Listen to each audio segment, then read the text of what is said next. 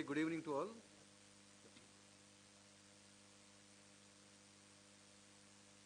So we're going to conduct this session in English.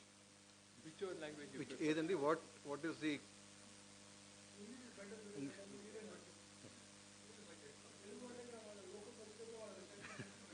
Whichever language. Here, okay, but warm welcome to all, each one of you. Thank you so much for coming, Andy. Very nice to have all of you join us today. On behalf of Pragna Bharati, welcome you. My name is Srinivas Andy. I am currently holding the responsibility as President of Pragna Bharati for Telangana State, and request Giridhar Mamadi Garu to introduce.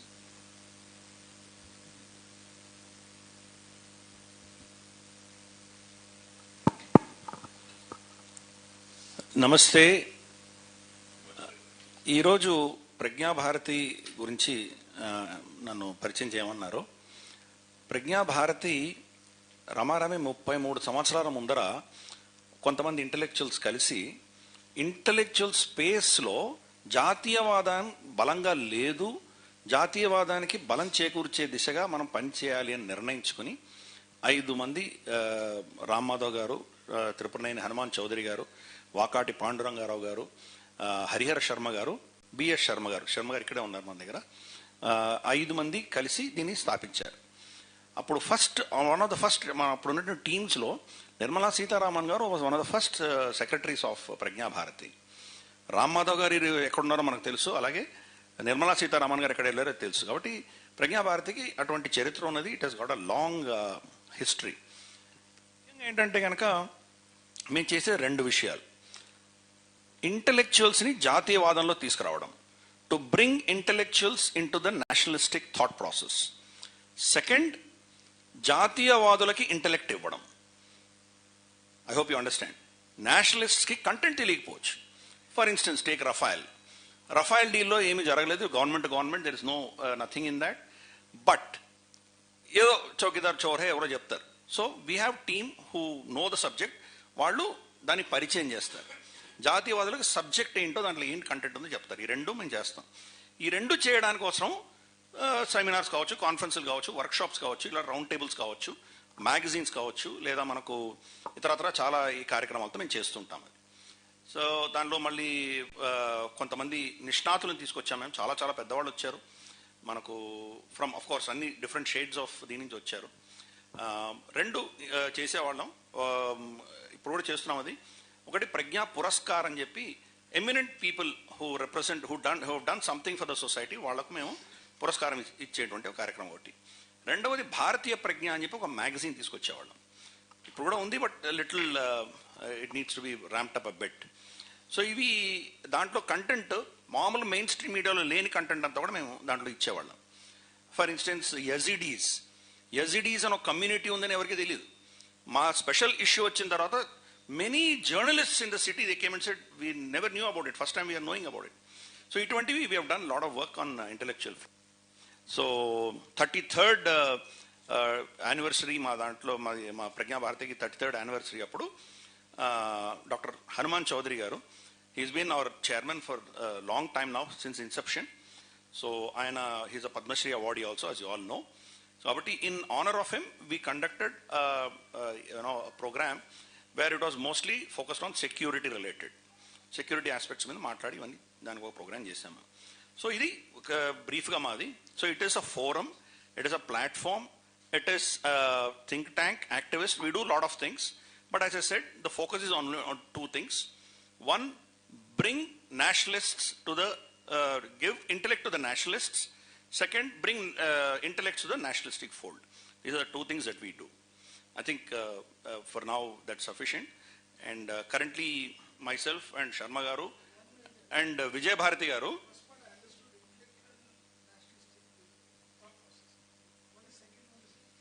second is give intellect to nationalists. A nationalist is driven by emotion, but he may not know the content. So we provide him with the content. So we do both, right? So we have invested, for instance, take AK Khan. He's an IPS officer. Yeah. No, he was here, Hyderabad. So, ఆయనకి శర్మ గారు వచ్చేసి he introduced Chanakya's Arthashastra. So ఆయన దాన్ని బాగా చదివారు. చదివిన తర్వాత he has picked up some aspects from Arthashastra and implemented it in his department and he found excellent results. He's become a champion. Wherever we send him, he speaks highly about Arthashastra. So we have invested in a lot of these people, so we see the results. It's not just a platform where in front of the cameras we do something. Even behind that, we invest in nationalists and, as I said, bringing intellects into the nationalistic thought process. I think briefly this is how I wish to introduce our organization. Just a clarification, if somebody is both already, it is still a forum for all of them. They come as experts then. So I hand it over to the convener of the program today, Narasimhamurthy garu, please. Andariki namaskaram andi, and thank you very much for this opportunity. In fact, number of times, Srinivas garu last time kuda organize chedam anukunnam kaaledu. Somehow this time we are doing it. Every time we think of budget, and as we go, as we are going, if you see last 4-5 years, last 5-6 years, budget is becoming a non-event. ఒకప్పుడు budget వస్తుందంటే everybody use to expect ఏదో రేట్లు తగ్గుతాయో ఇది వస్తాయి అది వస్తాయి ఏమొస్తాయి బడ్జెట్లో. That used to be the focus. As we go forward now, as we're coming, interest income tax బాగా రిలీఫ్ ఇచ్చేసారు, అయిపోయింది. జిఎస్టీ రేట్లు తగ్గిపోయి ఇంకేముంటుంది బడ్జెట్లో. సో బేసిక్గా common man, what he looks for it is, reduction of prices, price control. And in that respect, budget has become a sort of a damn squib nowadays. There's a budget is potundi. So therefore, in this situation, but if you see the contents of budget last 5-6 years, they are deep rooted structural reforms have been coming over the years.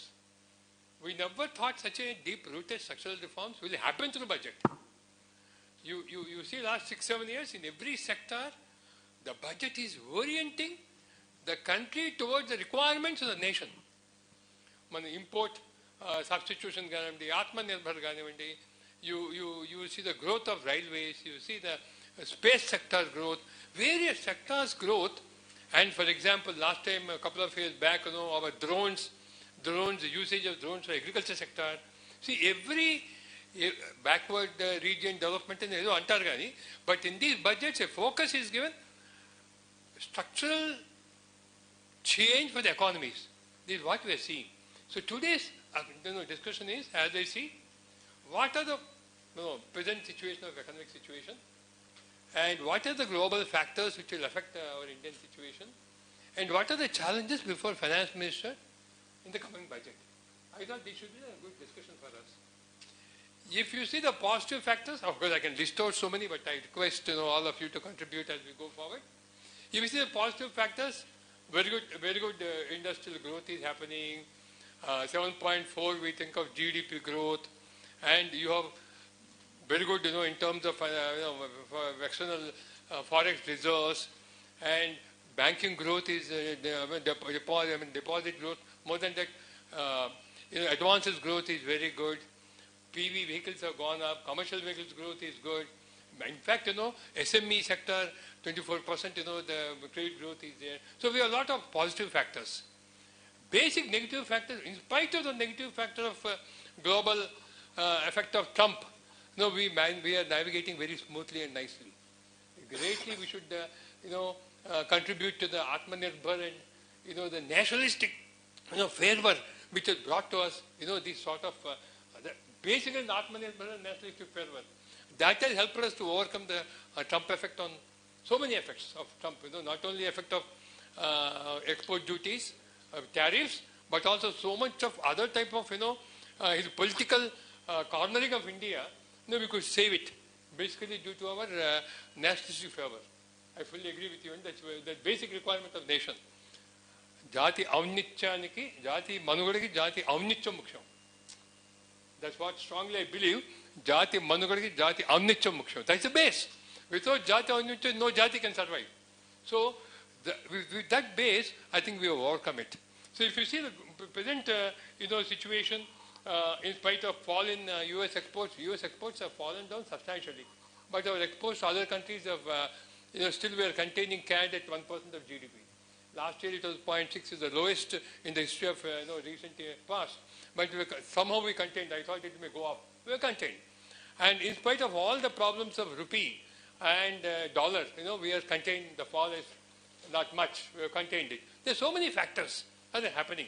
So in this situation, today's discussion is, I think all the, learned colleagues here, to list out what are the positive factors that the economy got now, and what are the negative factors which are staring at us, like a snake they want to eat away us, which are dangerous factors around us, and what are the challenges before finance minister, and what we can expect. I think these 4 buckets, we can go bucket by bucket, are overcoming. You can give suggestions, discussions as we go forward. I think everyone can 5 minutes. 5 minutes, 5-10 minutes. Then we can sum it up. From my subject is both microfinancing and Yeah, but which subject? MSME. Yeah. We take 10 minutes time. Okay. Subject, my feeling is, what is the present situation? The focus should be discussion is present, what is the sector or economy or whatever it is. What are the challenges for the sector? And how a finance minister can, overcome this? What is it your suggestion to overcome the situation there? That's how we'll go ahead in 3 buckets, 3-4 buckets. Generally have, if possible, within 5 minutes, we give time for Q&A also. Yeah. So limit as far as possible to under 5 minutes so that we can all have a chat.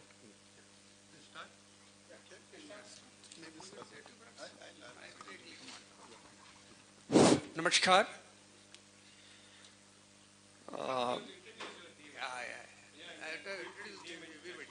I am Dr. R. Prabhakar Rao, of former State Director of Micro, Small and Medium Enterprises, Government of India, which includes MSME, SSI, small scale industries, Khadi and Village Industries Commission, not the boards in state. It's a commission, Government of India, which is a finance body, and also National Small Industry Corporation, and also Central Coir Board.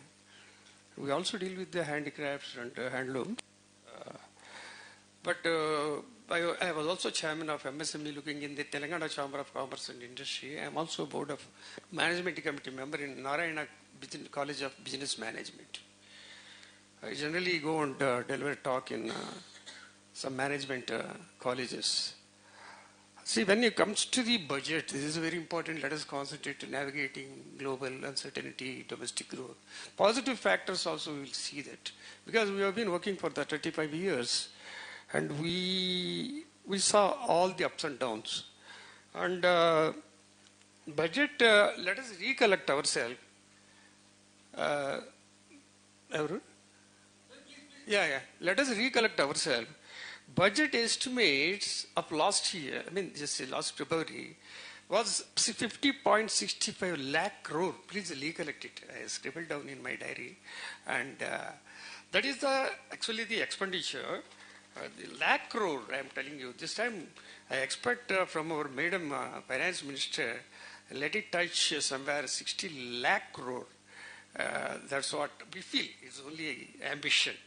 And then out of it, 34.98 lakh crore are the receipts. That means excluding the borrowings. And the financial deficit was, that time was 4.4% of the GDP.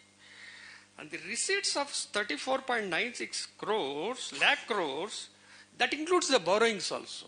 It's not that state only are having the borrowings, this, that. We blame all the states. But the central state chairman is sitting here. And central, we do have borrowings. And that's why the deficit of 4.4 GDP comes.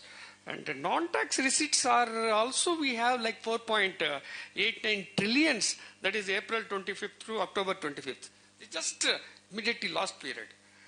And we are also paying interest payments. Do you know that? 12.76 lakh crore. That is 20% of the total expenditure. That one should note it. It's not that simply we are showing 50 lakh crore. We have a lot of issues involved in this 50 lakh crore by seeing that figure. And anyway, this is all meant for the positivity. We are seeing from 1914 or 15 rather, 14, we are all in confusion. new government has come in, NDA. But the high growth, what to expect from the budget of any state or central is the high growth, low inflation, financial stability, and healthy investments and also consumption, and high foreign exchange. Everybody expects foreign exchange here, that reserves. Without reserves, we cannot survive. It's the gold reserves or currency reserves. And the major excellent work done by our finance minister was, out of the 28 nationalized banks, she restricted and made into 8, 10, 12, I think, nationalized banks, and very big banks, which are working excellently good. And no bank is undergoing any losses. They're huge profits rather. And we have to bank. That's why, whenever I sit with the bankers, they hesitate. I ask them, what is your, tell me your ratios, so CD ratios and all. And what are your profits?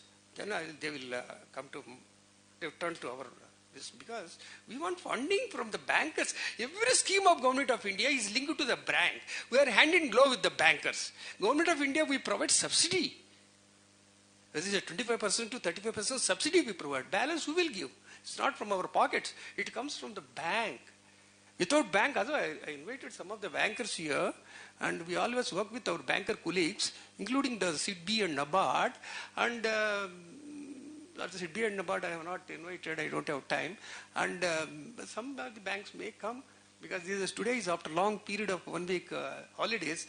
Today is Monday, because everybody is working busy. And just to remind you, for your knowledge, or because I am my entire services is a central, and central services for that last 35 years. You can see here we have 24 central schemes. Some of them are flagship programs. Because when you say about the budget, when you say before going into the constraints, what is the Atmanirbhar Bharat Rozgar Yojana, ABBRY? Just recollection. For recollection, I will go quickly. And PMRPY, the Rozgar Prasoshan Yojana, National Career Services, Manirega. Manirega, there was a confusion recently when Manirega is a company. Nobody has stopped Manirega. Some political fronts are creating problem. Mahatma Gandhi name has been removed. And this, that. Nothing. We know very well. Where are the GOs? We have not circulated to any states that Manirega has done away. No. Manirega is continuing. There are 100 days employment is going on. I would like to inform the states here. And only this providing 100 days guarantee scheme for so many, even it was implementing it has been implementing for the 3 decades or so. However, recently cabinet had announced this scheme called Ganga Gram Yojana, G-Ramji. It is also called India G-Ramji. Don't get confused with the G-Ramji with the Manirega. Without going into the details of Manirega and G-Ramji, people are simply blaming central government and Modi ji and this, that, and he has removed the Mahatma Gandhi name, he has removed the everything, he has now gone, it is all, that poor people job is all, wages also has gone, whatever we are giving for 100 days, nothing, that is continuing. That is the flagship program. Right, it's all right. That is what 25 days said. Increase it. So no. This I am telling you, G-Ramji is not the replacement. Please try to understand. It is still active. 120 days or 25 days is still active. Whereas the Ganges are flowing, like from Kashi, Chardham to Uttarakhand and down to Uttar Pradesh, then Bihar, then what is that comes to Madhya Pradesh, it goes to West Bengal, and then the Bay of Bengal, it goes. What are the states? The Ganges areas have to be improved. Yeah, unless those, that's why in the name of Ganga, don't take in that sense as the G-Ramji, Jai-Ramji. No, that is all, it's a different concept. It's a Ganga Gram Yojana. Try to understand what is this actuality. Namami Ganga program, focusing on developing the villages alongside the Ganges, the rivers. The benefits includes to rural sanitation, that means toilets and waste management, water conservation, sustainable livelihood, infrastructure development. Ganga Namami, I just, you believe it or not, recently, that is actually, they wanted to make it a 22,500 crores, that is a separate budget. And for these 3 months itself, government has announced for 3,400 crore. Of course, these are all Honorable Finance Minister Madam is going to announce. Okay, so anyway, before that, and I have got a signal from him, and I'll go into some of the schemes. Mudra is one of the best scheme, try to understand. Mudra, do you know, is being operated, of course, SIDBI and we take care of the Mudra as a government department, is being implemented by the banks. And Pradhan Mantri Mudra Yojana. What is Mudra? Micro Units Development Refinancing Agency. People try to learn. That's why I'm giving an expansion of Mudra. Everybody say Mudra, but we should know the expansion of Mudra. So here, do you know? After Modi ji has taken over the charge, it was launched in 2015, and 55 total beneficiaries today is 55 crore plus, which was not done for the last 4 or 5 decades. And do you know what is the fund released so far? That is the last year. It is a 41 crore accounts have been settled.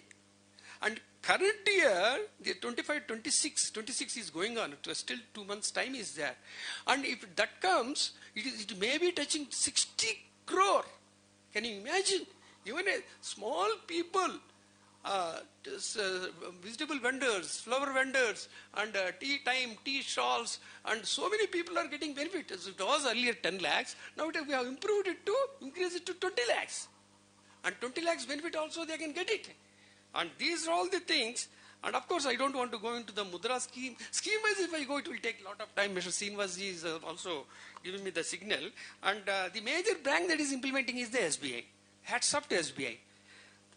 That has SBI itself has 28,000 crores. They have disbursed to 9.86 lakhs benefits.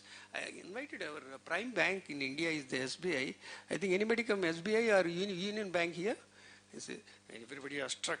So all the lending banks are the members of the. So what are the other Thank you, Prabhakar. One I want to supplement what he said. 50 lakh crores, 50 lakh crores, the budget, 55 lakh crores, whatever it is. Important point is, this year 25-26 is subsidies is the lowest in last 25 years, 8.1% of budget, 4 lakh crores. So what has happened over the period of time? Expenditure efficiency has improved. With the DBT, all of us should be in a very clear position that, we are controlling our debt to GDP at 55.1%, this budget. We're expected to end at 4.4% fiscal deficit. Our budget, let us be very clear, debt to GDP ratio, including states, may be around 78, below 80%. The US is 125 plus, 140. Where the number goes, God only knows. They are minting the notes. Our economy is very strong. Just I want to supplement means Prabhakar said 12 lakh crores is going as interest. But our debt to GDP is one of the lowest, number one, in developed countries. Number two, we are going towards fiscal consolidation. The target of the government is, as we go forward, to bring down the ratio of debt to GDP to 50% by 2030.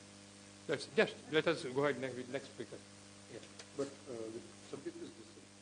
Yeah, let us again restrict our briefing to present economic situation and global challenges, so that global situation and what are the challenges before the finance minister. That should be the focus of our discussion. Okay? Next, you would like this? Yeah. One by one. Only structure? Yeah. Please.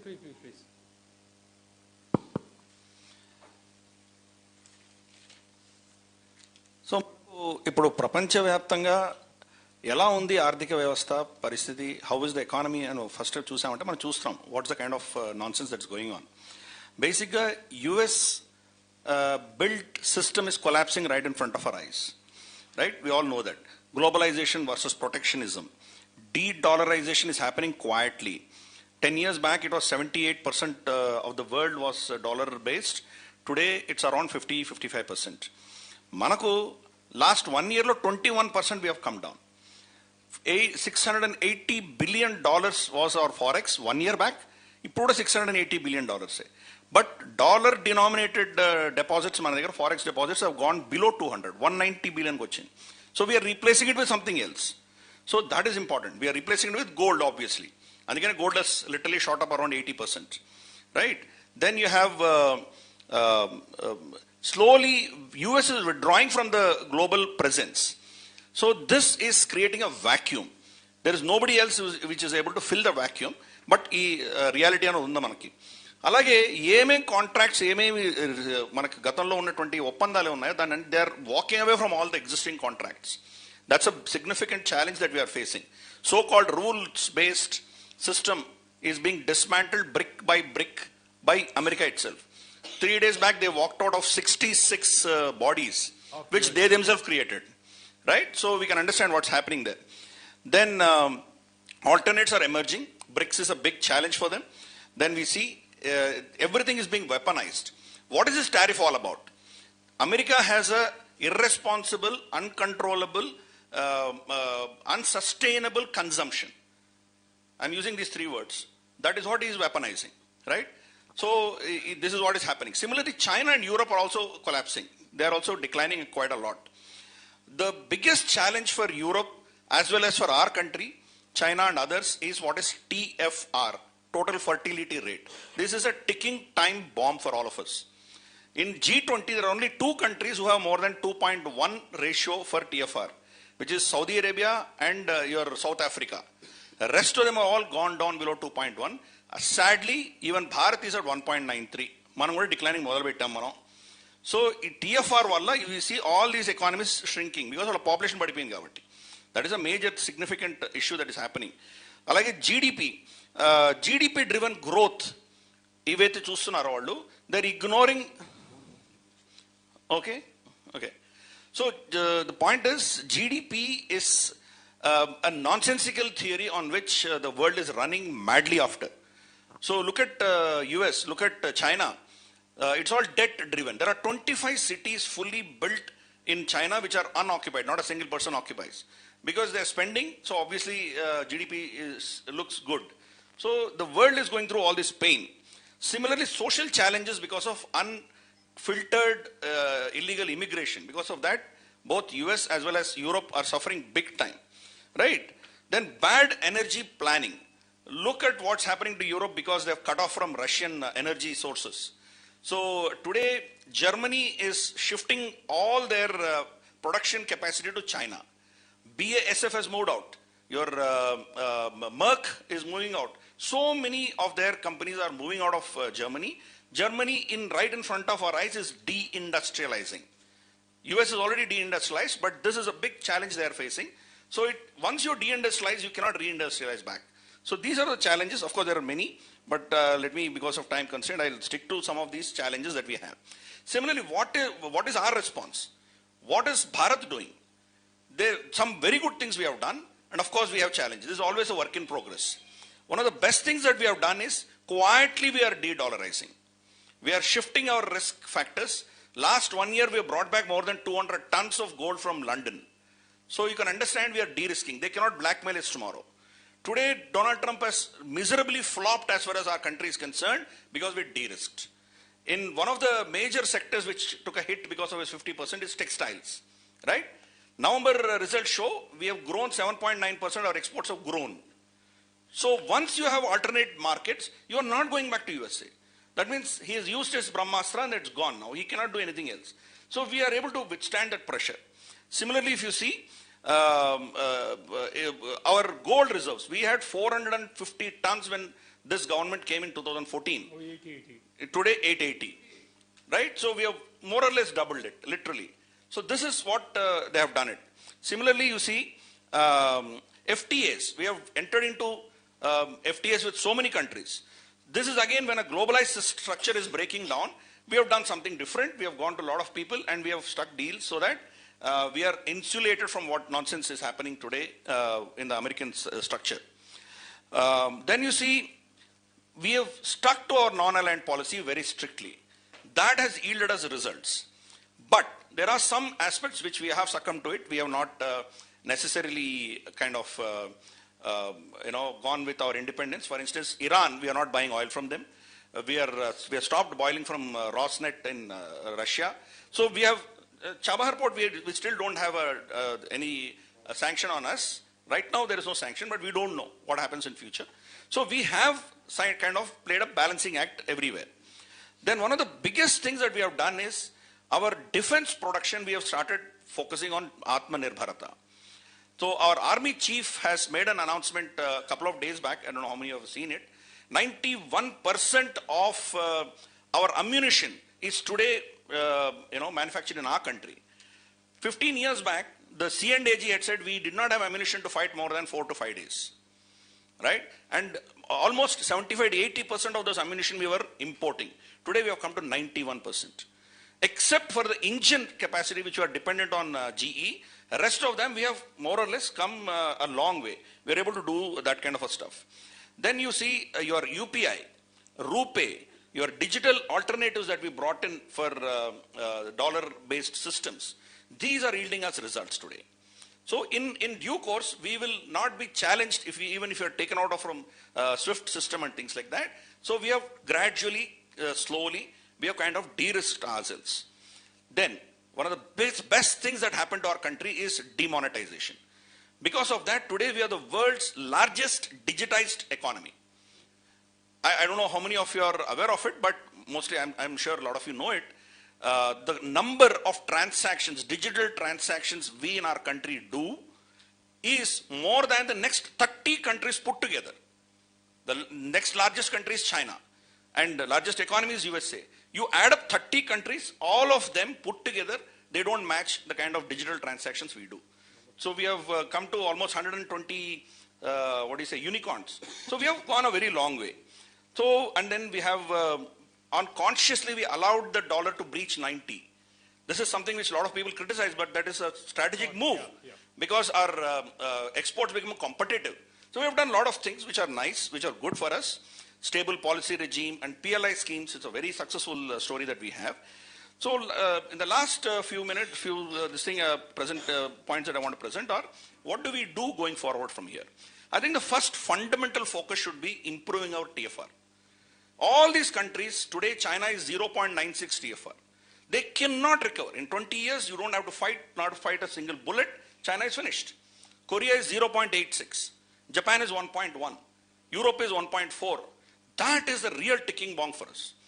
While statements are made by politicians, but you need to back it up with support policies, support structures to reverse, stop this decline of TFR.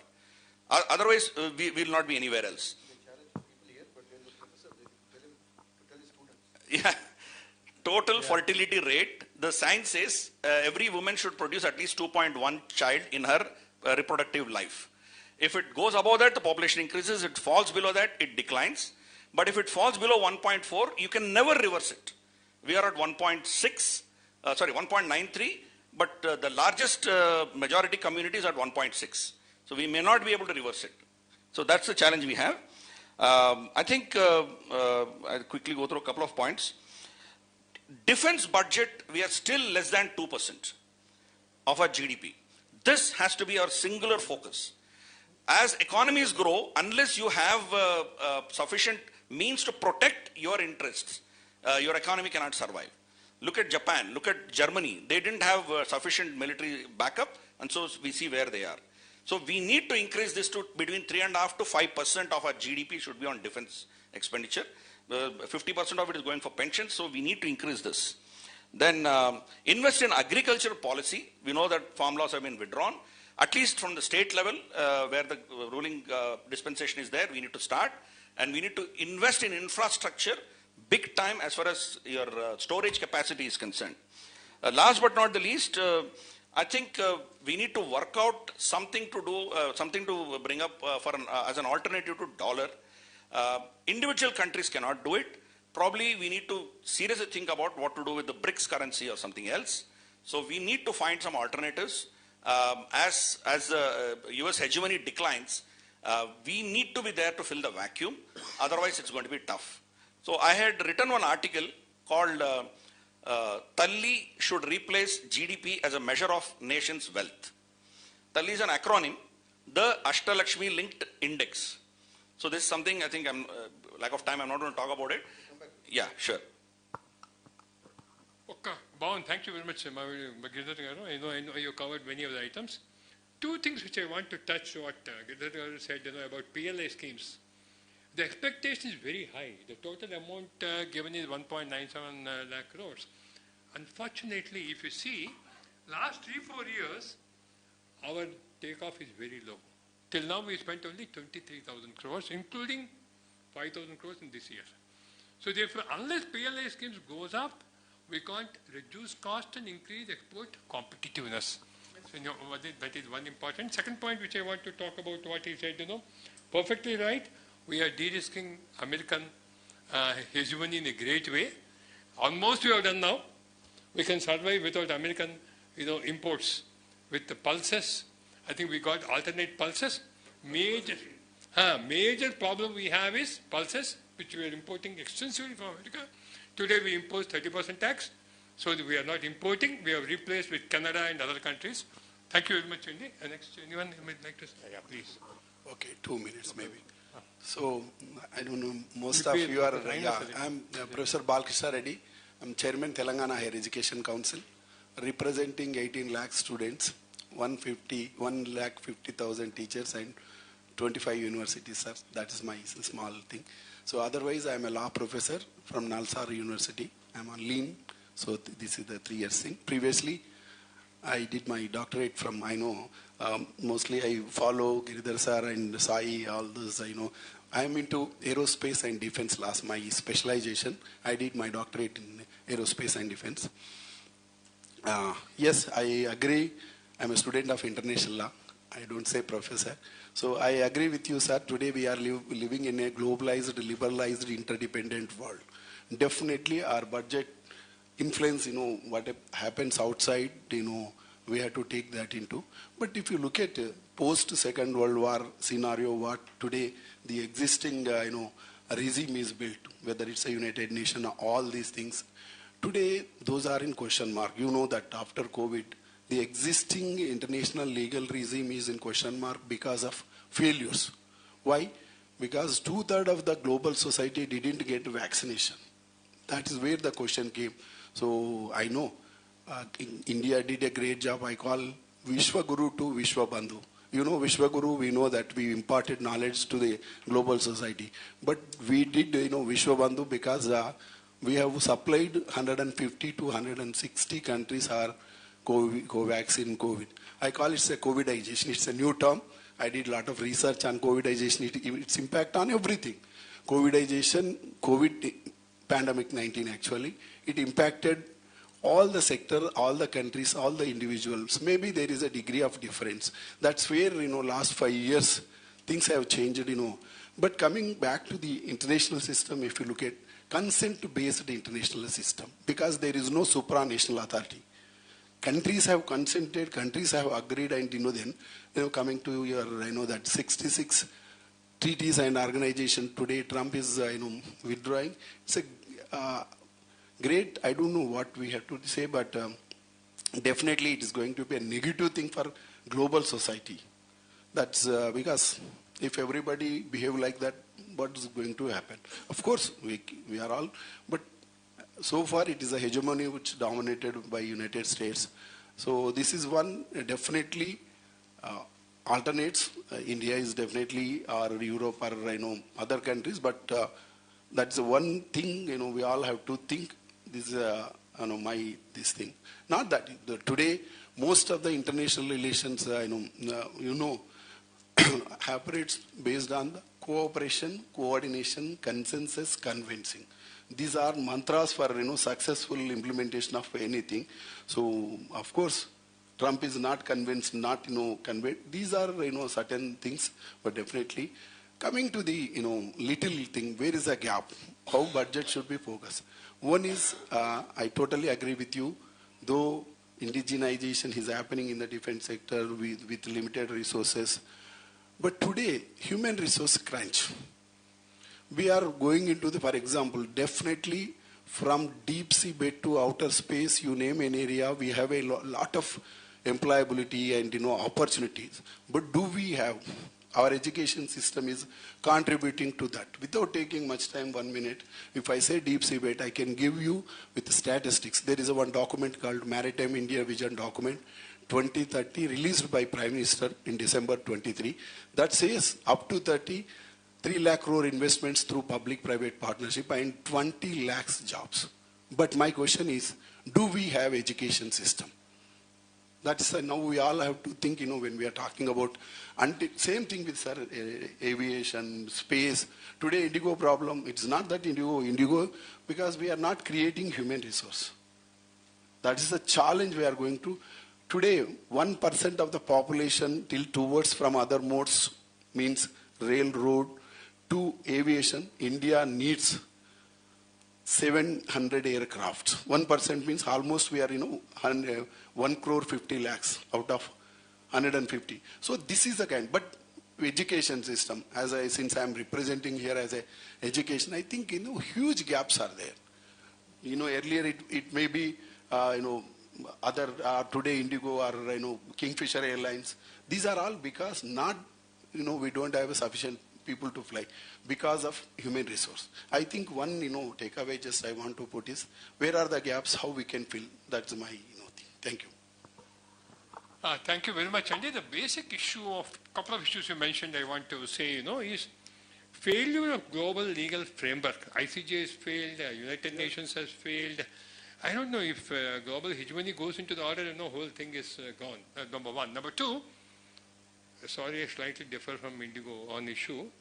Indigo failure is nothing but, taking government granted. Failure of regulators. RBI is independent institution, RBI. If you ask me DGCA in this budget they should do, make it like RBI, SEBI, IRDA like that, independent and reporting under the ministry. Sorry to use the word, all big boards, I really, my bed boils the failure of board governance in India. I'm leaving it. So now let us move on. So my expectation for budget, coming from the suggestion from HR, the one is training program, number one.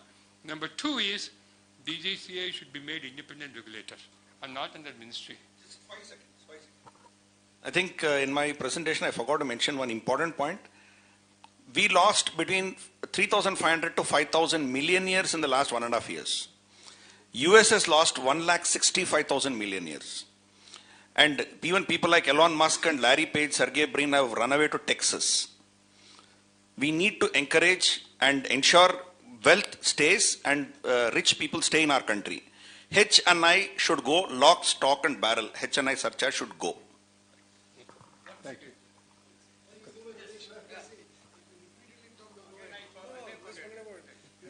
Okay, I think my request is let us take just 5 minutes, nothing more, nothing less. Just 5 minutes, yeah.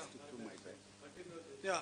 Okay, now the agenda set by the chairman and Srinivas Garu is 3 things. One is status of the economy, okay, and second is global challenges. Third is advice to finance minister, recommendation to finance minister. My background, I am a banker, investment banker, and also technology entrepreneur. I was a senior director of the American Express Bank, running corporate investment bank in India. I worked in New York, London, India, and also was MD of Global Trust Bank. Then I set up a tech company which became from $1 million to $100 million in 10 years, which I was involved from day one. And part of that is into defense. I'm I'm the co-chairman of FICCI Aerospace and Defense Committee. So some of the policies we worked extensively for years together to bring the policies on the manufacturing, etc. So first point is Indian economy on a very strong footing. There's nothing much to worry because whether digital infrastructure is what we created is the envy of the whole world. Everybody in the world, all top tech companies looking at this and a part of it. The biggest thing we have done is everybody is a part of it. The digital infrastructure, we are number one payments across the globe. We have opened 60 crore accounts across the banks. Today, close to 80 crore people are being fed for a normal living. Whichever way you want, one of the structure is digital payment. So nothing to worry on that. Physical infrastructure also, we build 150 airports from 60 in 60 years. We build roads. There's a lot of data we can give. But net what I'm saying is we are pretty strong wicket. Third important point on the Indian economy is we are one of the few economies in the world which is strongly domestic driven. If you make cars, 50% is absorbed in this country. If China makes car, 90% has to go abroad. If somebody stops it, they're gone.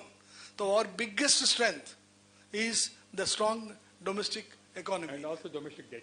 Huh? And also domestic debt.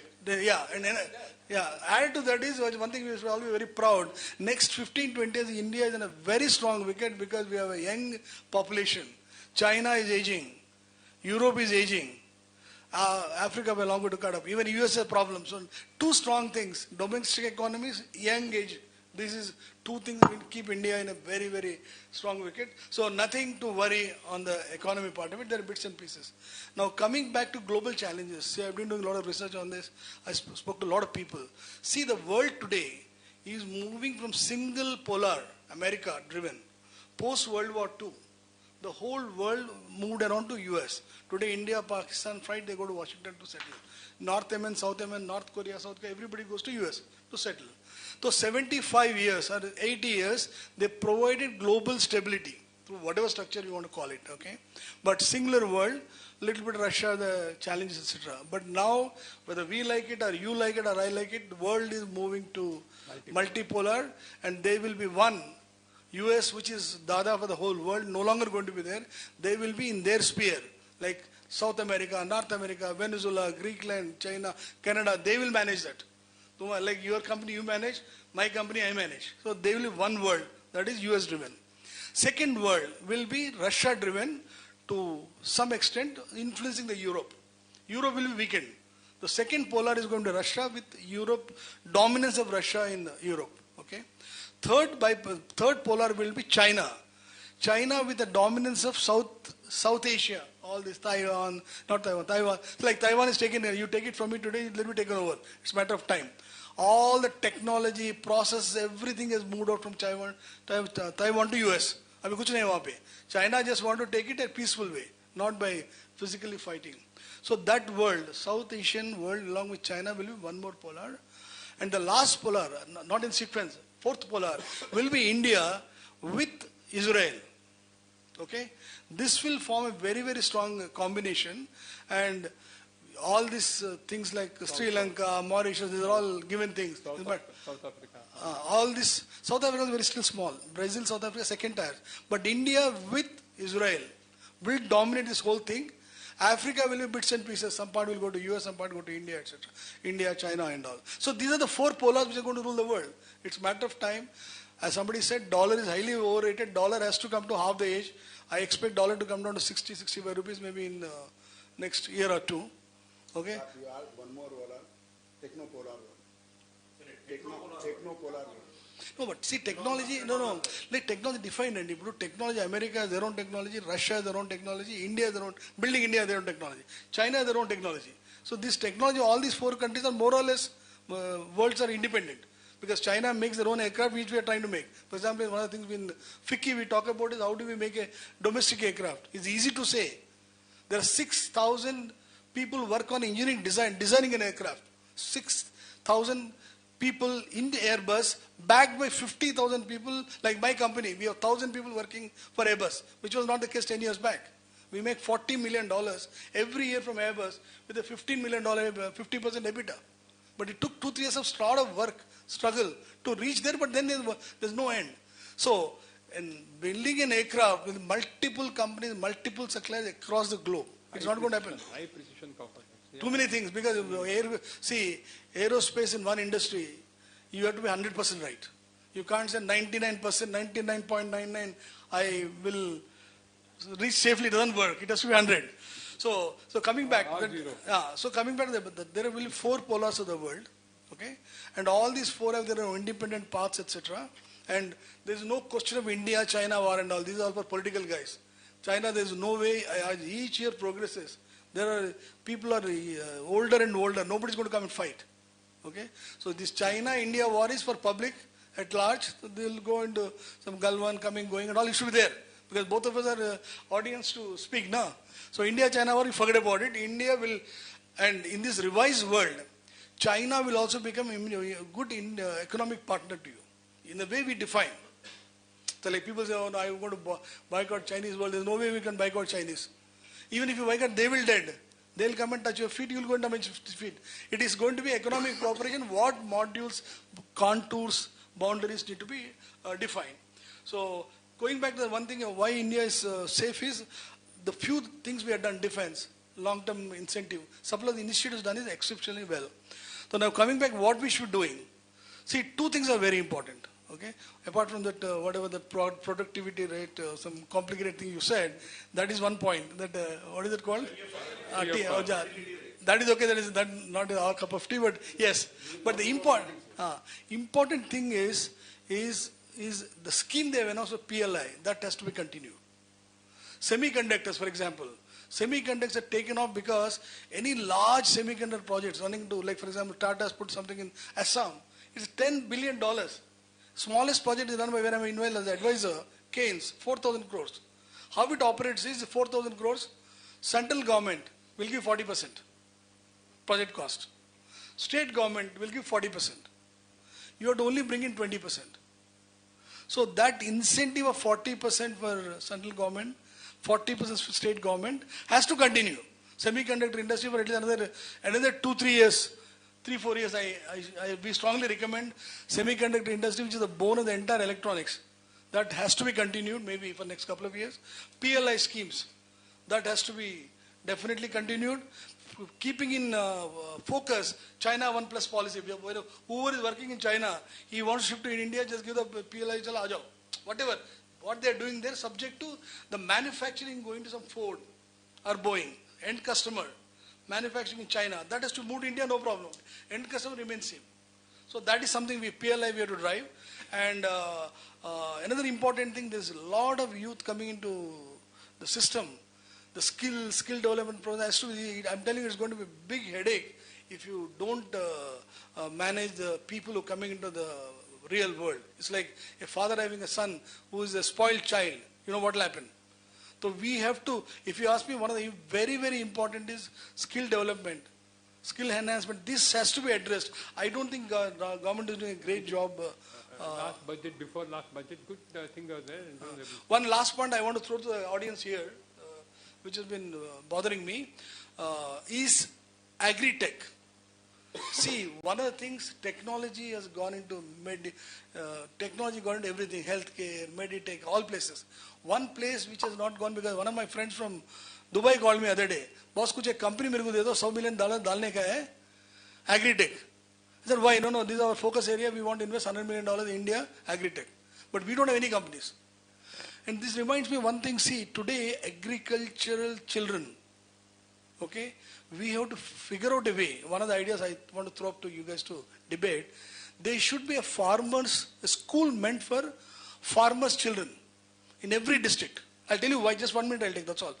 In every district, because if I'm a farmer's son, I should be happy to go to school, learn technology, and bring it back to my farm or whatever it is. Because why I'm saying this experience is, when I go to haircut, I go to normally all these 5-star hotels, I'll spend a little money. So average I spend about $10,000 per haircut. But everywhere I found, most of the children, while a father of Mangalore, they just learned little bit of good things. Habib haircut or some salon in Paris opened an office. They come and cutting hair in saloons, doing his father's job, but they were still very proud of this. And they get paid much more than his father. Not in Hyderabad, not in Bombay, not in Delhi, Calcutta. I tried in 10 cities. Everywhere the same model. That means there is something appeal to the haircut, Mangali or Kuduki, to get into that. So we should do something like that for agriculture.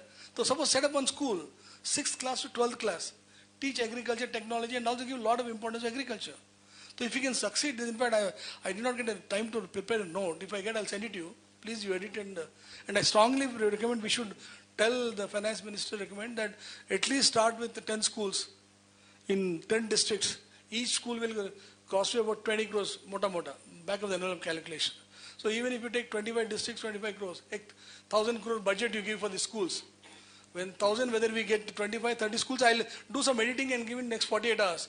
One IAS officer is working with me because he is also very passionate. So he said, boss, I have note bana ke deta hu. So he's not given me still. We are working on it. I'll send it to you. So even for few schools, that could be one starting point we can recommend to the finance minister. Thank you. Thank you very much, and thank you. Yeah, thank you very much, Andy. I fully take your point on global challenges, skill development. In fact, the skill development is working very well. I am on so many 7, 8 boards. We are everywhere using the skill development.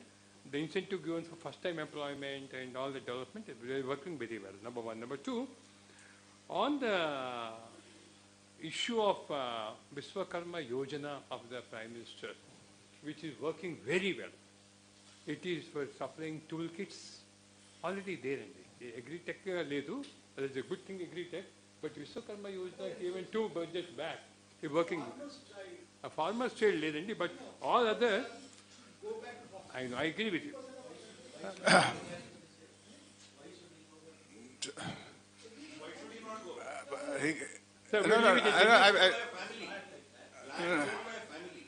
Sir, Sir. The moment son doesn't take it up, the land goes waste. Somebody else will come and take it. Okay.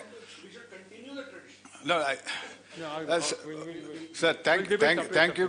Good evening, everybody. My name is Surya Jirigunta. I am FTCCI Energy member, and also a lot of people are talking about BRICS, so I'm a BRICS Energy convener also. So very heartening to hear so much of positive news about India, and I think we are regaining our past glory. I mean, till 16th century before, we are the largest economy, and for various reasons of foreign occupation and all these things, we lost that. And again, now from hearing from all of you, we are regaining, our past glory. So as the point is regarding the budget and finance ministry, I think one of the big challenges, not just India, all over the world that is facing is the job creation. Because I work with a lot of startups, a lot of young people, because of, AI, automation, technology, the number of jobs that are kind of getting created, both from public sector and private sector, are coming down, and you are seeing so much of huge unemployment, people are asking for jobs, and the government jobs and everything. So I think it's very, very important to recognize how the world is changing. The big 3 forces that are coming is on the energy space, where the whole world is moving towards renewable energy, green energy, solar, wind. Second, transportation, electric vehicles, energy storage, batteries, technology. The third is digitization and AI. So these are the areas of job creation. And people are saying education, skill gap and all these things. Unless we train these, the young population in these areas, even the PLI schemes, right? Semiconductor. I worked in semiconductor in US. I worked in, the Silicon Valley. We have built the chipsets for the telecom DSL modems and everything. So right now we have the skill sets, but it's important is to create the entire value chain, right? Not only designing the fab. Hyderabad, they had some fab city or something some 20 years back, but it didn't materialize. But still, now I think we are catching up on that, creating.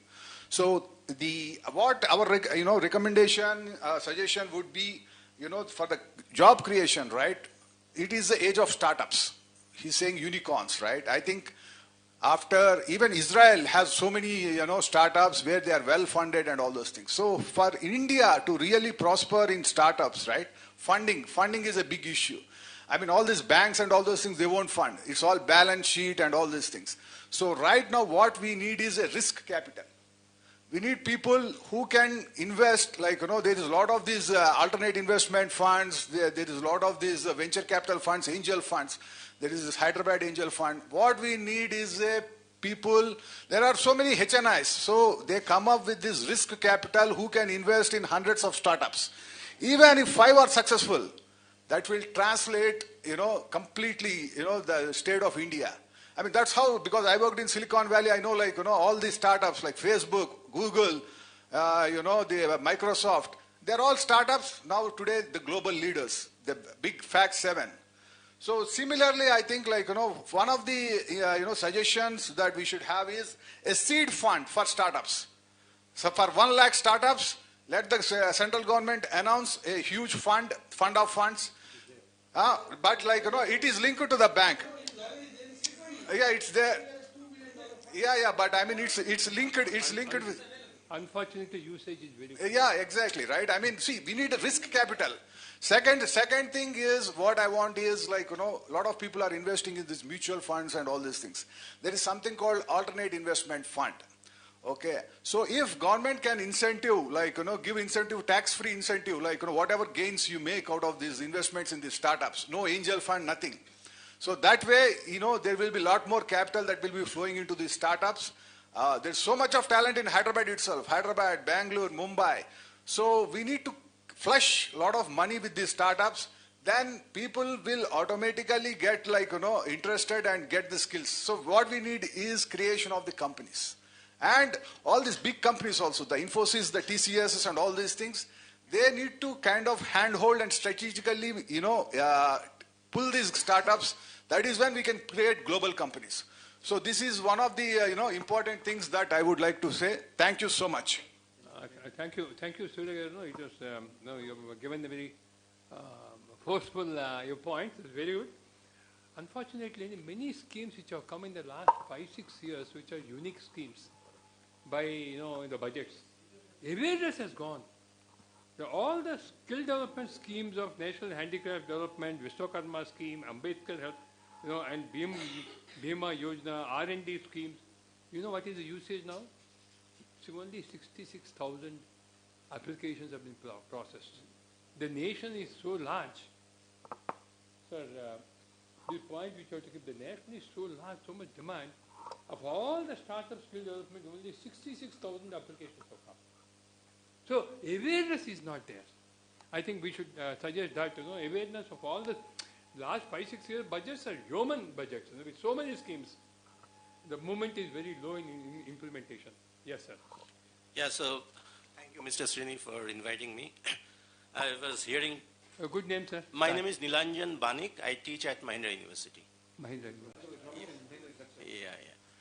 So, as a teacher, what I want to do is kind of build upon some of the important point which has already been raised, rather than trying to, because I think the matter of the discussion is what are our strength and what are the recommendations that we can give to the finance minister to do even better. So some of the strength that has already been spoken about, we have a huge domestic market. 2/3 of the economy is driven by domestic demand. The other thing which has been talked about is our, what we call digital economy, because what digital economy has done, it has democratized way to do business. Because earlier what was happening is, as a small vendor, I might not get access to bank loan, formal bank loan, because cost of capital is a very important thing. So, but now, because thanks to my digital payment infrastructure, all my book of account is getting automatically documented, which actually helps me to get access to bank loan. The other important thing which has happened, which I think has been talked about, is the rationalization of tax structure. Because earlier, even to move a lorry from one state to another, you have to wait at the state border almost for 2 or 1 day. So now, thanks to our GST thing, this cost of movement of good in terms of time cost, it has come down drastically. So one element we are talking about the cost of capital, which is coming down because thanks to the digital payment system, and the other is the cost of time of movement of goods and services. Now these are the good things, right? And one of you also mentioned about this investment in capital infrastructure. Because in economics we teach a concept of multiplier effect, meaning that if you're, and our marginal propensity to consume, in a very simple way if I want to explain, someone said that almost 2/3 is driven by the domestic economy, but if you ask that out of 100 rupees that we earn, how much we spend, it is close to 60 rupees. So that is the marginal propensity to consume. So basically, if you think that way, given the marginal propensity to consume is 0.6, it turns out to be your multiplier is 2.5. What it means, if government is spending 100 rupees, it actually creates 250 rupees of income, right? So this is a very good thing, and that also explains why our economy stand resilient in the face of global uncertainty. Now, one or two points about the global uncertainty factors. Now, I think last week, they came out with the trade data, which suggested that in terms of economic trade that we are seeing, there is no change in the trade. In fact, trade continues to grow. Now, again, if I go through the data, fine prints of the data, there are two ways to approach the data. One is at the 2-digit level.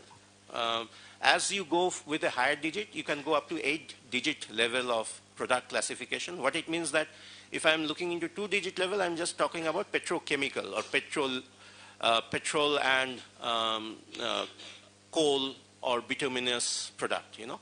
As I'm going with a higher degree of HS code, basically you are going to more and more pinpointing some industry. For instance, textile will be 2-digit, but when I'm talking about 8-digit, I'm talking about this coat I'm wearing, okay? So interestingly, what it came out is at the 2-digit level, our top export items, what are these? One is refined petroleum product. We actually import crude. We export refined petroleum product. The second item is our electronics and electrical items. The third item is pharmaceutical and chemicals. The fourth item is your transport equipment. Now, all of these items, there is no impact of Trump tariff. Why? Because Trump has not imposed tariff on these items. Because these are the items which US themselves consume too much. Now, if you are imposing, India is one of the largest exporter of generic drugs, right? So if you are imposing tariff on drugs, there in the US, the consumer themselves will start revolting, right?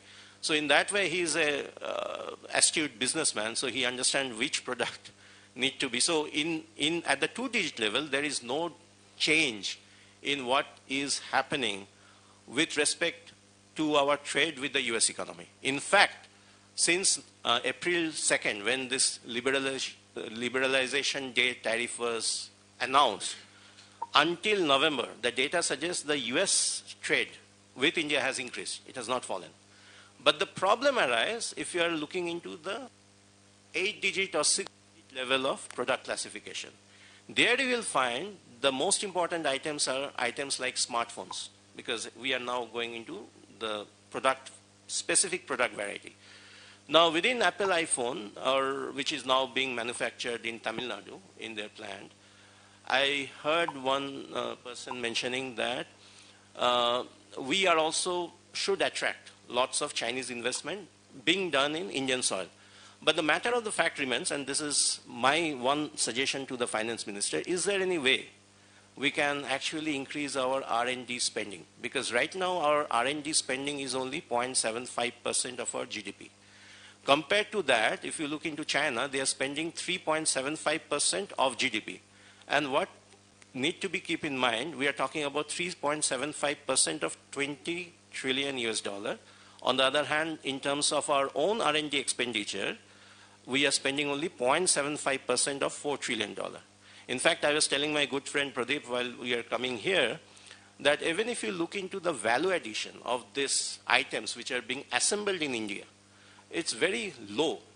Because what is happening out of 180 odd chips, which goes in the manufacture of Apple iPhone, almost 160 of them has to be imported from China. So we are just working as an assembly line, you know. So the idea is there any way we can create some technology hub in India, either through buying of technology? That's how the Chinese economy grew since 2001, once they become part of the WTO. That is something that I think finance minister that need to be taken into account. One other thing I just want to mention, and then I'll pass on in the same. We are talking also about the number of millennials left India. But you should also know, in terms of total number of people, we have a big number of brain drain happening. 6,75,000 odd people left India last year compared to Chinese exodus of 3 lakh Chinese people. So what need to be done? We should create an ecosystem where people like, let's say, my colleague Pradeep or other people like some of you are in this room with a foreign degree should get incentivized to come and set up their own business in India. So that will, in that way, should also bring back some of the reverse flow of brain drain that we are seeing. So can we create an ecosystem where we actually encourage the smart people to come back and set up their shop? So I'll just stop here because we can talk about.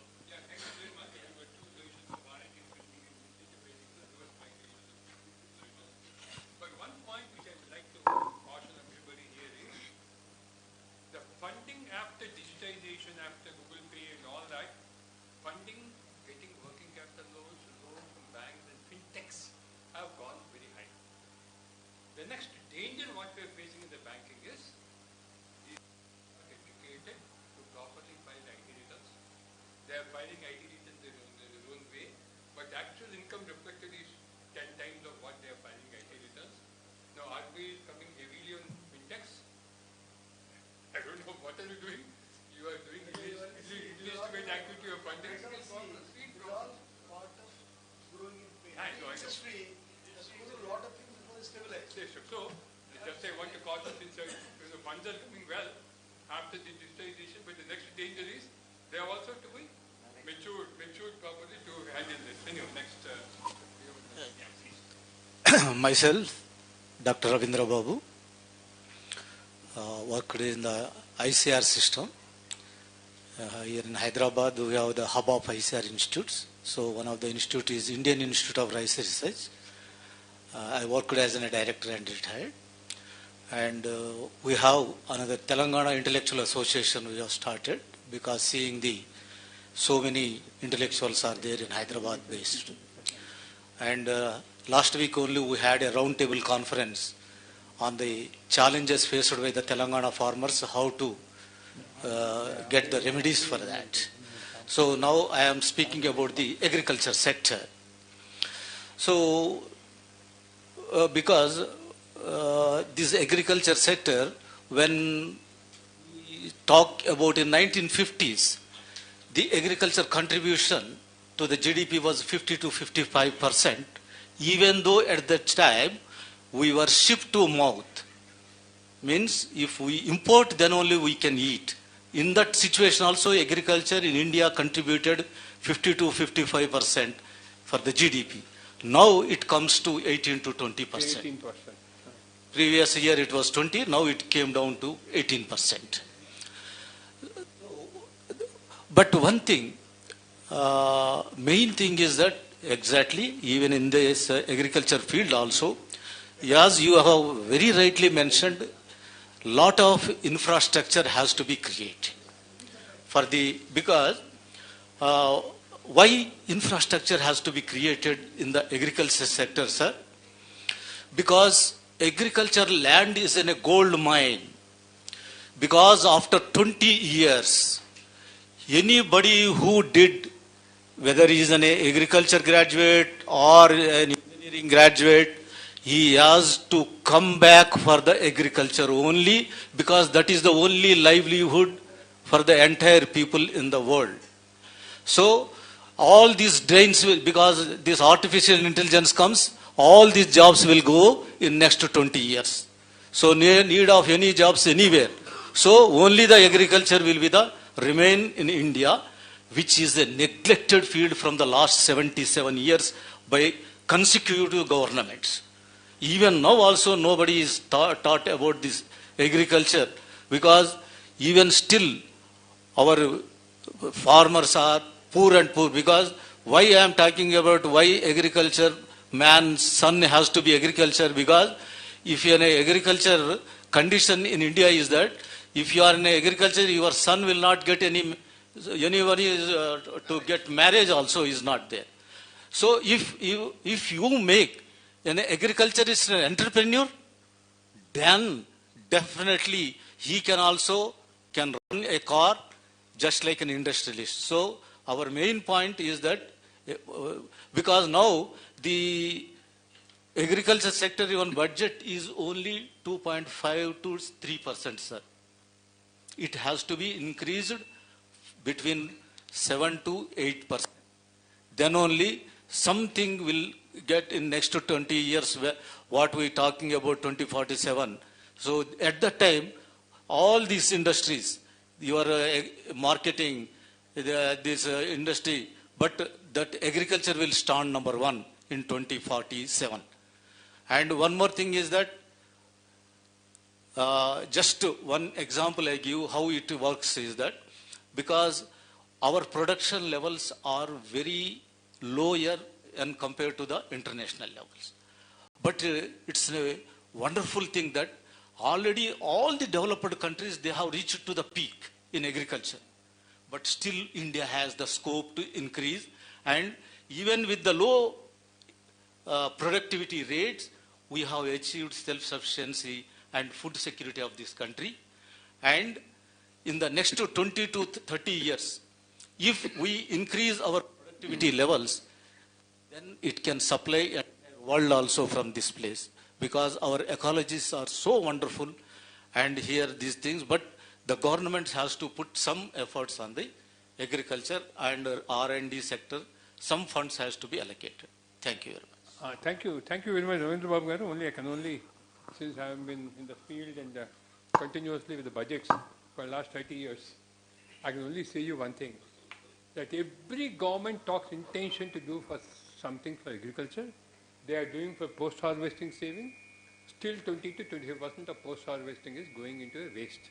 That's a basic drawback of agriculture. But as rightly said, in spite of the share coming down to 18%, we are surplus in the world and we are exporting the agriculture. So therefore, a paradox. Anyhow, that's why we leave it at it. But we rightly taken, agriculture, more effort has to go continuously. Good. Yeah, next. My name is Murli. I actually work for a company called Vedavak Systems Limited organization in Hyderabad. In my career, I had the opportunity of implementing 12 projects for defense for Ordnance Factory Medak. And what I could see is that we are developing well, and more number of SMEs have to come up in our country. What I could see is we are a population strength of about 140 crores, out of which we have only 5.8 crores approximately is the SME strength. And this has to be built because we are actually having about 658 odd districts. Each of the districts across sectors, to a tune of around 100 sectors we have. We should actually develop good number of manufacturing, 30 sectors is from the manufacturing point of view, 30 to 35 sectors. We need to build good number of manufacturing companies which should be suitable for our country's growth. That is most important actually. I see, as our friend actually Surya was indicating, that job creation is a must. And this can happen only when we develop good number of manufacturing companies and self-entrepreneurs. They come up aggressively, subject to the condition. We need to understand what is the need of our country, what could be the product lines which can survive with sustainable lines are some of the important areas. They have to do the marketing, only they have to enter into manufacturing. This is my view, and thank you very much for the opportunity given. And GCCs, these GCCs are to a tune of about 2,800, that's what actually are growing. And districts should be fulfilled with more number of GCCs so that we can support the global world. And that's my view. This is what from my side. So thank you very much for the opportunity. Specific suggestion is to support in terms of budgetary allocation towards MSME sector and manufacturers. Yes. Right. Yes. Good. Thank you, sir. Sorry, again an issue on agriculture is being repeated because we have come with the three people from the university. I think the budget, only to say that the good budget, name, sir, good name. My name is Jalapatra, as a professor from Agriculture University, retired, and I was a part of Bharati Kisan Sangh and working for the national seminar, so and so issue, particularly base level farmers associations. Now the budget allocation for the agriculture is only 2%, remaining the same for the last, even in the present government also same remaining for the last, in a decade. I said the GDP contribution is remaining only 8%. Though we have got some data on exports and imports, there may be, exports may be a little bit higher than what we are saying the data, but the real factor is that the agriculture contribution for the GDP or for the export and so on and so is not very significantly increasing over a period of time. That's a major concern. And the second thing is that we have to see how the natural resources are used for the agriculture. It's not simply producing and exporting or importing. How many people are employed, how many people are living on it, how we are using the nature and resources. That's a concern. What I say that we have to look at that what we are producing at what cost. We are producing rice, sugarcane and wheat. Heavily synthetic fertilizers or chemicals are being used. And these fertilizers something are imported. We are thinking about agriculture commodities exporting. But how much cost of material is imported to produce what we are now? So we are exporting water in the name of rice or wheat or sugarcane. We are exporting the precious item of water to other countries. So therefore there is a need to show a concern for agricultural policy. Maybe agricultural policy probably is a state government purview, so and so. And central government, the farm laws introduced so and so, but unfortunately have been wrong. Unless the farm laws are again being attempted and introduced so and so, the farmers cannot negotiate with any companies. Everybody is exploiting it. Central government Insecticide Act, so many acts are now to safeguard that agriculture attempted to do something, but important laws and acts are not taken care of. So this must be a very serious concern that we should look at it from the agriculture, what we are producing, what are exporting, and at what cost we are producing. This is a major concern. Second point is to make many people switch to agriculture, it must be profitable. The old generations, they were making profitable because consuming less and living in a substandard way of life. But the young generation cannot go to agriculture with the profits that they are getting it. So the basic issue is that the farm price and consumer price, huge difference. And processed food is still totally different. A maize grain produced about 20 rupees a kg, being sold at 400 rupees cornflakes. So the processing, who is doing processing? Is not the farmers. So the government which introduced the farmers, companies, so and so, is not taking upward movement because states may not cooperating or them lack. Now, sir, the central government should look about the farmers' cooperatives. So that is a major issue which the concept is good, but it is really not taken care of. Therefore, they should look at it from that point of view. Thank you. With all your permission, I should address this point since you have raised it. I was on the 10 years on NABARD. So I know for last since 1960s, 70s, of course I am active in the sector from 1988 onwards. So what I am seeing is all the efforts which you are putting in through budget to address the specific problems, they are going in vain. Due to political elements, bad elements, somewhere. Mulkanur is doing very well in Warangal. Why Mulkanur could not be reproduced other places? The value system, fabric value, social fabric.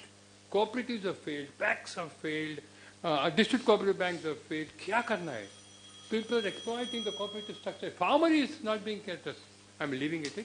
Unfortunately, new formulas have been negated by political negative forces, so we'll leave it. But certainly the problem. But what happened to oil seeds? All the oil seeds mission failed. Researchers have done, till productivity of groundnut is not going up. That's how it is. So everybody, when of course Sam Petroda is not bad. In those days he worked very hard on mission and pulses mission. Recently, last budget I think, pulses mission allocations were there. So government after government successively post-harvesting technologies. We have been investing. Government is giving subsidies. Somewhere something going wrong. I think implementation government should focus on. So my feeling, sir, what we should recommend strongly from this forum is there are so many schemes have come last 10 years, at least 6 years, 5 years. But implementation gaps are there. And offtake of the schemes is quite low. And budget allocations are not being taken off. So awareness, especially social sector, so many schemes, awareness is poor in this. Today they are funding the PF also for first 3 years, 2 years, 5 years, PF funding is there. Nobody is taking, people do not know. For job creation, PF funding is there. No, people are not aware. So awareness campaign has to go on the budgetary schemes which are come. I'm leaving it. Yeah, yeah.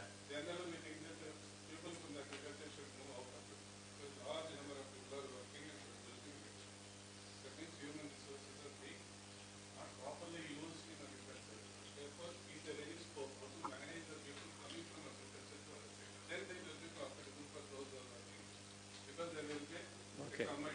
Understood, sir. Understood. Correct.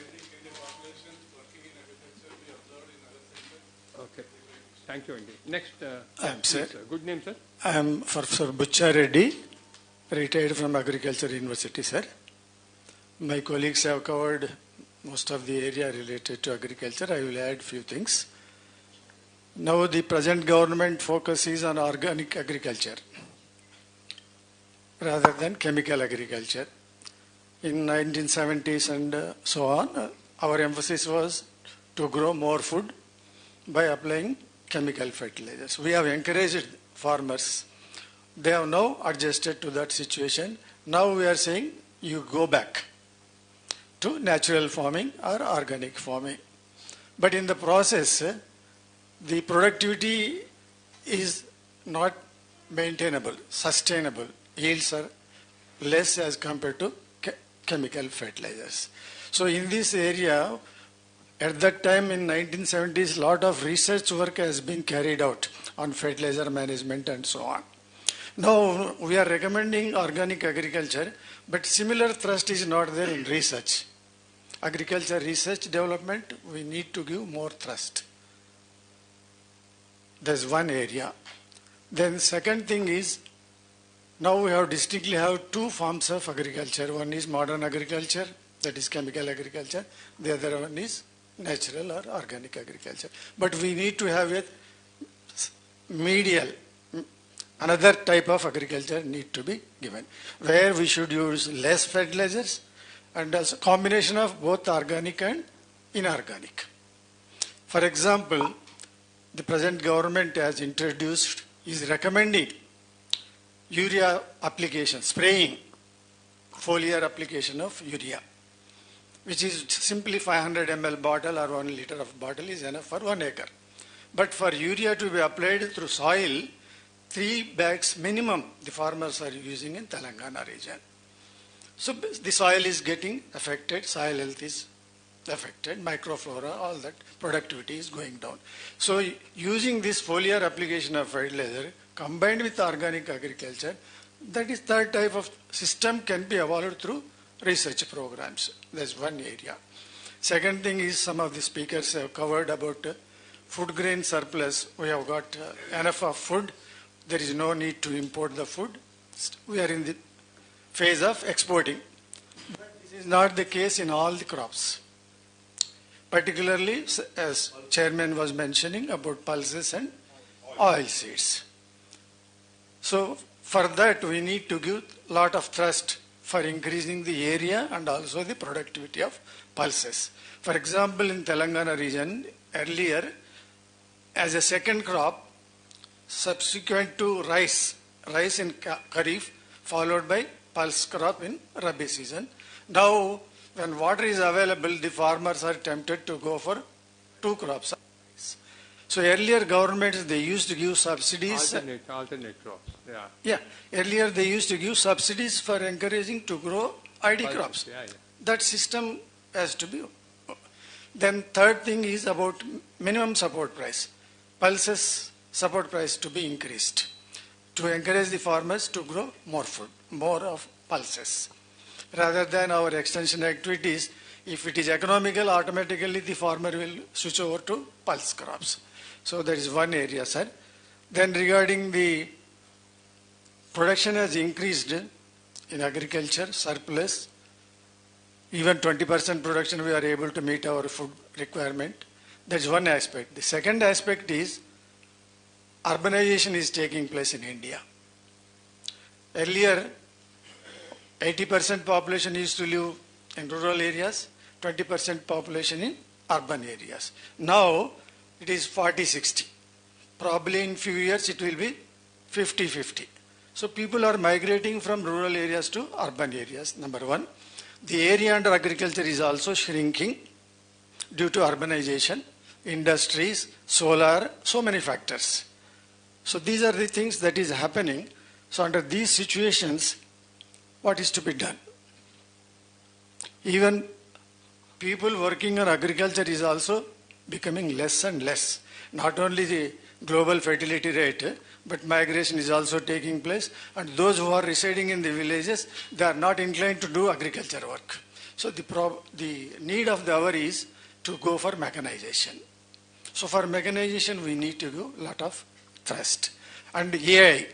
AI is another area because it is creating a lot of apprehension among the people that agriculture also get involved in this. So we need to use the agriculture. What research has to be used for agriculture applications. Then last one, sir, regarding water resources. Water resources, the government policy is to link the rivers, Indian rivers. But there is not much headway in this regard because of so many things. Geographical, maybe it leads to earthquakes or floods, political, regional, so many imbalances are there. But as a policy, the present government has taken to link the rivers. You can see the difference in Telangana and AP, they are always struggling for water resources. So it should be intensified to link the water rivers. Thank you. Thank you, Andy. A couple of points, from Kumarappa Committee report of 1949, Swaminathan Commission report of 2004, recently some Shantakumari committee and some other committees. In fact, very passionate since I'm also from agriculture, I'm BSc botany background to CS, so therefore I have a lot of passion towards it, but you could not address the problem of small, acreage, division of, fragmented. We could not address this. And when you want to address this, local politicians have taken. In the unfortunately, the Kautilya spoke so much on water harvesting bodies, and check dams and all that. Chandrababu has done a lot of work. The moment the government changes, the panchayati leader changes, he will destroy. And he would like to have some more. Again, in his time, he will construct for taking commissions from that.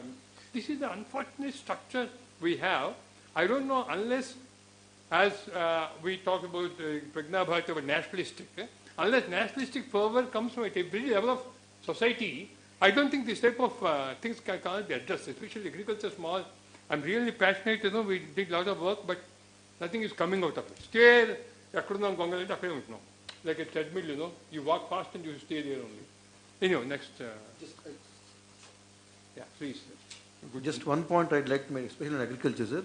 Today, at about $3.5–4 trillion and a contribution of less than 10%, agriculture is $300 million as a total GDP contribution. Imagine in the near future, whenever we are going to be $10 trillion, and if the share of agriculture goes up beyond 10%, say 15% or 17 or 20%, you are looking at more than $1 trillion just in agriculture. Now we have to look at solutions. Don't look at temporary budgets. Look at an economic model that includes the skilling, the involvement, the land, the fragmented or collective, whatever kind of techniques you need to use. Try to build agriculture to become a $2 trillion contribution to the economy. Let us look at that. Reforms. Implementation of reforms. Yes, sir. Please, sir. Namaste, everybody. I am Sai Prasad. I am retired from the federal, I am part of the federal auditors of the Government of India and also the state governments. So my perspective is totally different from the perspective which others hold. All of you have been speaking about the strengths of the economy. There is no doubt the economy is on a strong ground, but there are challenges. The challenges are there in every sector. We were talking about the energy security. There are global challenges in energy security. Today, if two countries in the world, they decide we will be facing a lot of energy problems in our country, including electricity. So we are on a shaky ground as far as energy sector is concerned. So energy security concerns are very, very serious, and we need to address those problems and challenges. I need not elaborate because each of these subjects are very vast and it involves a lot of discussion. I'm only trying to place some important pointers. The pointer I just wanted to tell every audience here is that though economy is on a stronger ground, we tell that economy is strong, but at the same time, the capacity of the government to work on the previous models is not there. The governments will not be able to subsidize. The government will not be able to give away. The government will not be able to spend so much of money as it was spending in the past for various reasons. The money, the surplus that is available with the government for spending on various schemes has come down drastically for various reasons. The budget sizes may increase, but the money that is available for implementing in the different schemes, and they are there. So therefore, as Mr. Srinivas was telling, we need to work on an ecosystem which will try to work independent of the government. Government should be a facilitator. Just as Arthashastra was telling that government should be a facilitator. Here also we should be working towards that facilitator role of the government. And energy sector security, I already told you that there are many challenges in the energy sector security. And even moving to the non-conventional energy, there are challenges of the rare earth metals. There are, because of these rare earth metal challenges which are there, and the resources crunch which we face. Most of the rare earth resources are there, deposits are there only in 2 or 3 countries in the world. So therefore there are challenges. We need to work on solutions, find alternatives, not dependent on external resources, but some research has to go in this area. Government has already been spending a lot of money on this research. Already 1 lakh crores has been spent on the research, are set out for research. But the kind of research that takes place in our country is pittance. And somebody was trying about the brain drain. It's not so. If you look at the kind of retentions from the IITs and the premier institutions in our country, it has increased drastically. Earlier, around 70% of the IIT and premier education institution graduates, they used to leave the country. Now more than 70% are getting retained in our country. So therefore, the talk of the brain drain, etc., they are the past. Now people are looking at the opportunities within our country. The second topic I just wanted to tell you is the technology security. Most of us are fascinated towards the AI, automation, and many things. Many of us are very happy that we are growing on in cyberspace, etc. But still, tell me how many of us have got our own products. If today Microsoft, Google and others are not there, how many of us are really there on our own independent OS and independent things? We have not done much on that area. So therefore, there also in technological security, we are dependent on the global forces. So that is again a second challenge which we are facing in the technology area. Unless we address this issue, this challenge, and find a solution, a native solution. Zoho is only one example. Zoho is also not a complete solution for all the problems. And what is more important here is the data security. Each one of us, we carry a mobile, and whole of our data is the data is stored and captured and carried out by the persons outside the country. What I do, what I eat, what I spend, how I spend, what is that I am trying to do, is everything is tracked by.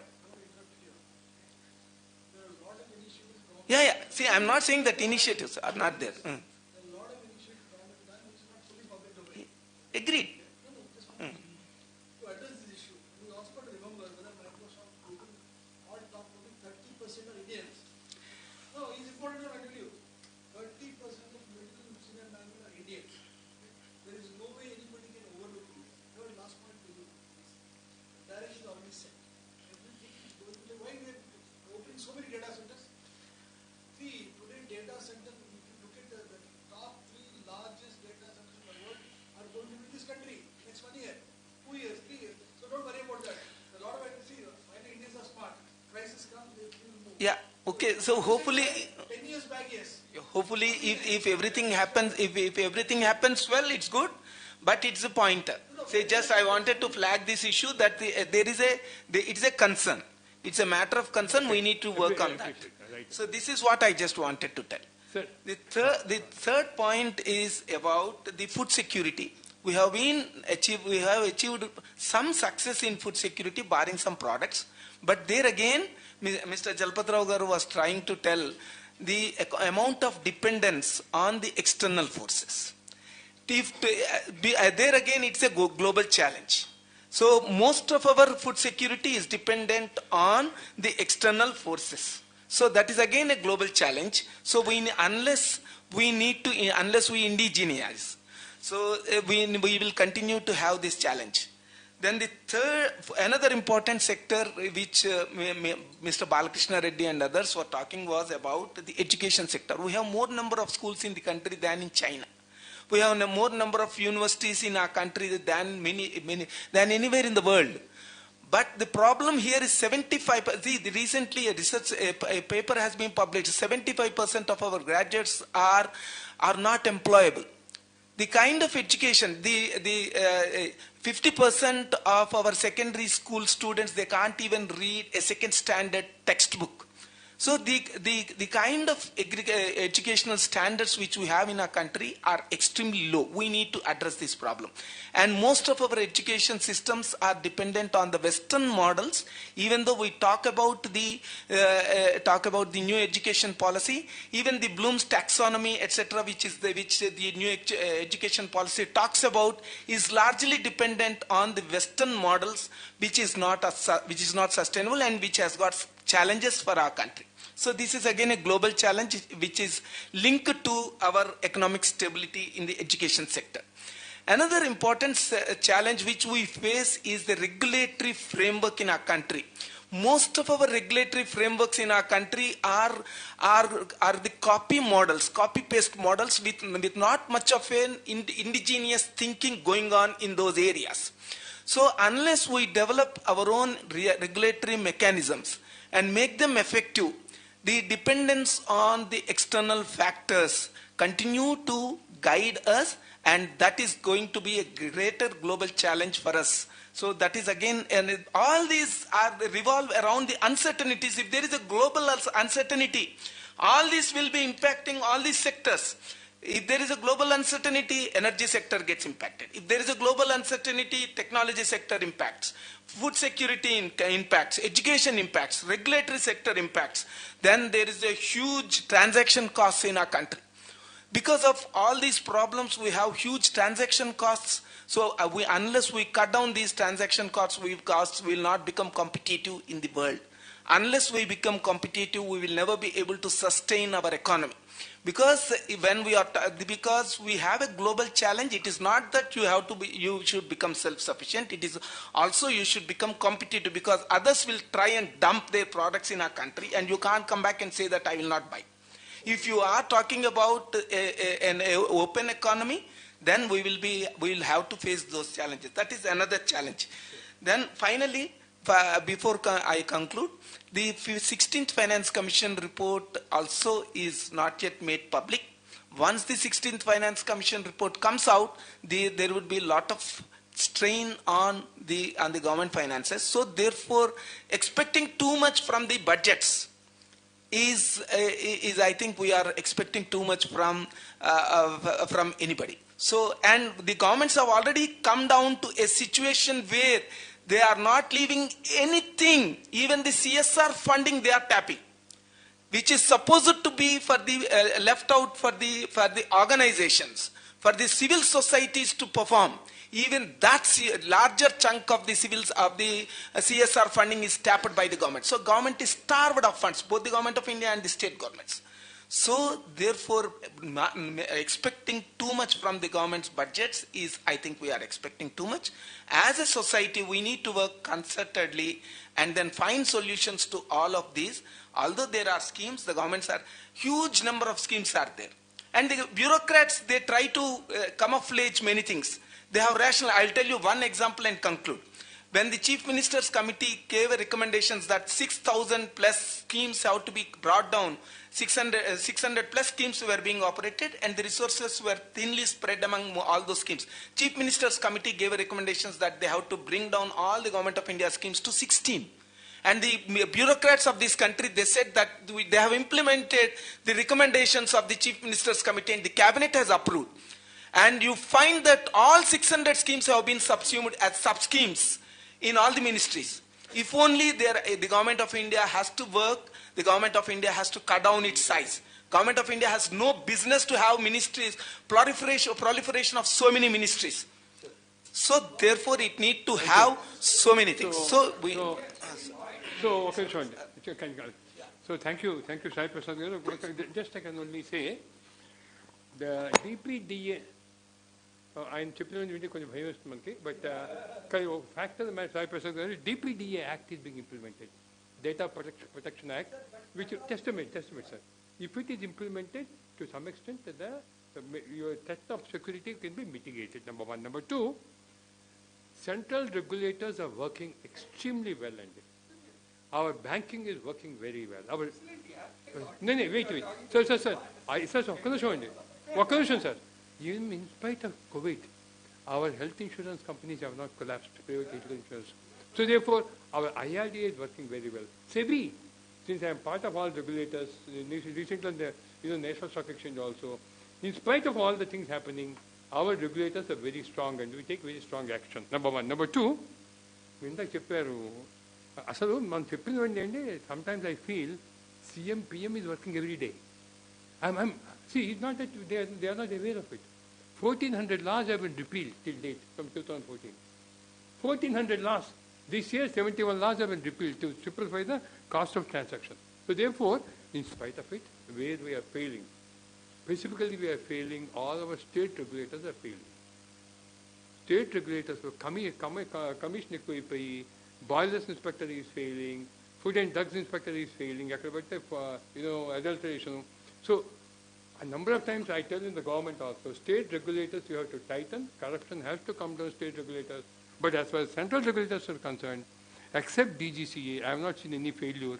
DGCA has to be made independent regulator like SEBI or IRDA. You are talking about the ground level problem.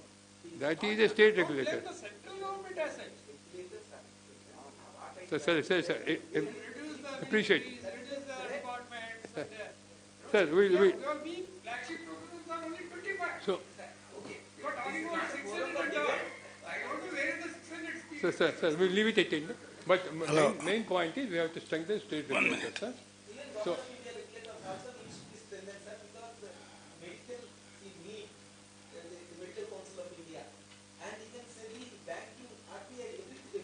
they are working well at the regulation equipment, sir. No corruption. Corruption you can't point out there. R&D. Yeah. R&D. Yeah.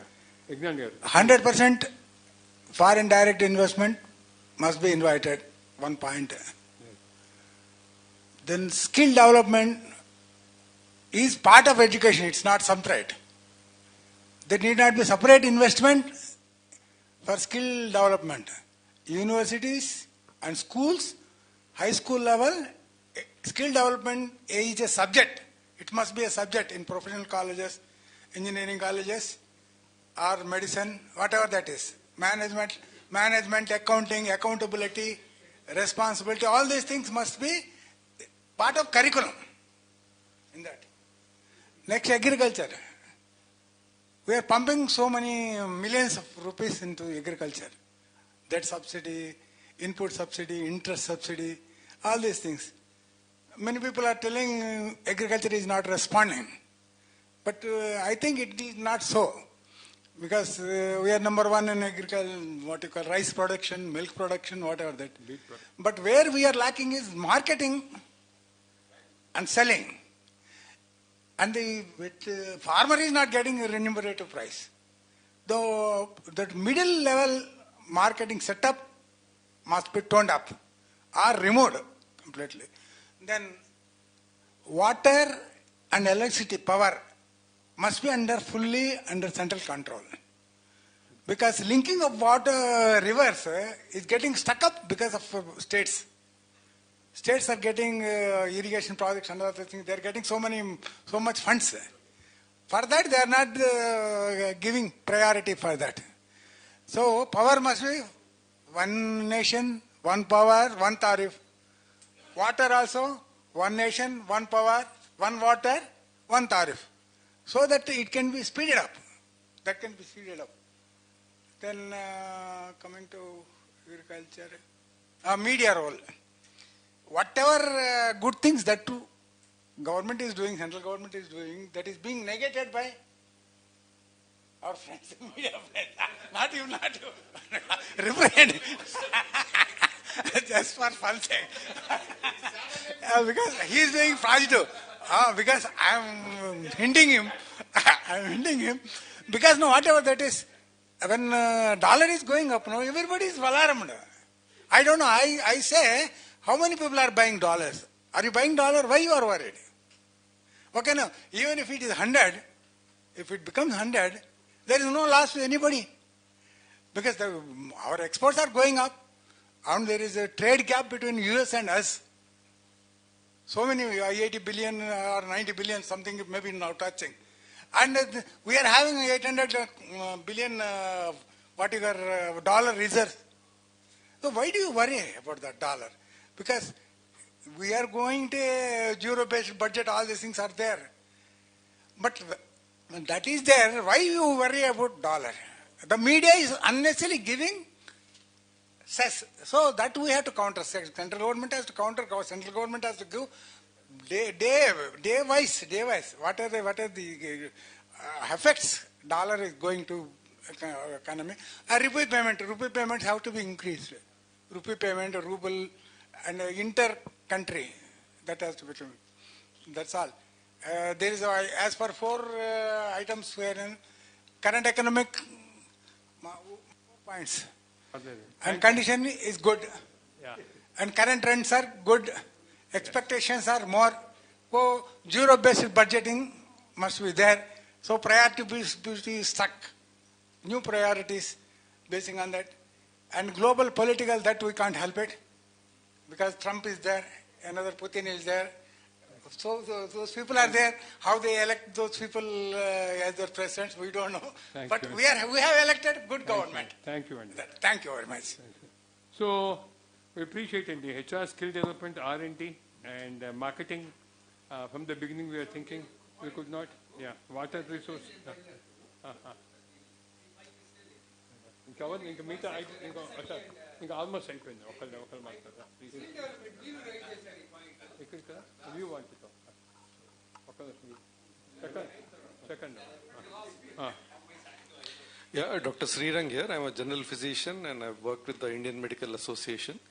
A few points, because the road to Viksit Bharat, we feel has to go through a Swasth Bharat, and we need to allocate much budget for the health sector. So all over, in all forms, either direct or indirect parameters which are related to health, at least 5% of GDP should be allotted to the health. So we are much way below that, and then we need to do it.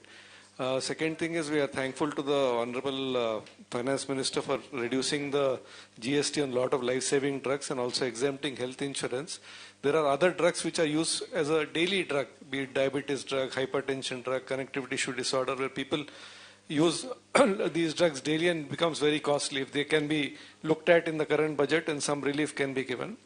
Third thing, a lot of our schemes with like PMJ, which is there. Now what happens is that scheme is also used in the government sector. So what we feel is that when you are giving a scheme for helping people, you have to have a strategic purchase from a private sector and directly fund the government hospital. Don't use a scheme to fund a government hospital, for the health sector. So these 3 points, if they can be taken into account, I think there are multiple points. Because of shortage of time, I think would like to highlight a big contribution to the health budget if it can be allotted. Number-wise, it has gone up, but percentage-wise, it is yet to materialize. Thank you. Thank you, Dr. In fact, you're perfectly, your demands are valid. But a couple of things which have come positive in the last few years is your health insurance has been GST exemption has happened. That's one thing. That's very good. And the penetration of health insurance in the society has increased post-COVID. And average health insurance amount also has gone up. So these are the positive things. That is led to positive in the health sector or negative in different aspects, but they have gone up. And also research support is going up. These three are good. Yeah. One more point I just would like to highlight, that FDI in health has come a big way. Yeah, big way. Although we are actually getting money, there are needs little bit monitoring, because what is happening is cartelization is there. All our major hospitals are being controlled by foreign people now. So the medical decisions are not taken by Indians, and medical decisions are not taken by medical people. Perfect. So that we need to look into that. I think the good suggestion is regulation of FDI. Not like FDI. Just a minute. Regulation of Sir, I'll give one more input. Institute of Cost and Works Accountants, Management Accountants have worked closely with Health Ministry. Sujata Rao now I think she retired. A lot of work has been done, and price fixation has happened for all the what you call ESG and EHS under government schemes, employment health scheme, EHS and CGHS and CGHS price fixation aindandi. What they are doing, insurance sector is also asked to follow those benchmarks. So to that extent, some discipline is coming in protocols. And after insurance has come, the delivery and quality of hospitals has improved in private sector. That much we can say. But more regulation required in terms of medical protocols. And oncology equipment. So I don't know to what extent the regulation required for cancer patients. Today, 10% of the whole population is cancer patients today. You like it or not, it's a sad truth. So therefore, that suggestion we can make, sir. And how to regulate cancer treatment or protocols. Something has to come from regulation. Since the people are getting more chemotherapies for the sake of billing, I don't know, but so many things are happening. That requires. Good, thank you. Thank you. Yeah. Captured.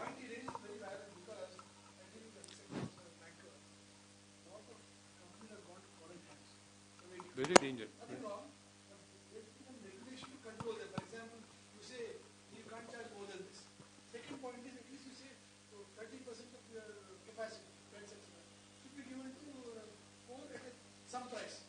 Then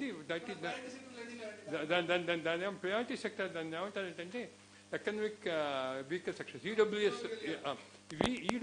reservations health sector unnayandi, but they are only doing in the government lease land in the matlo istustunaru, should be made. Yeah. So can we say, sir? Yeah.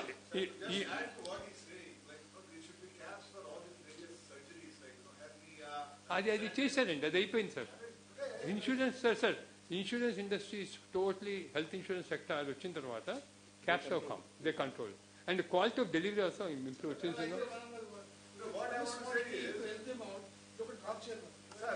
Hospital sector, okay, overall sector, for example, let us say there are 100 hospitals, not more than 30, 40 can be foreign.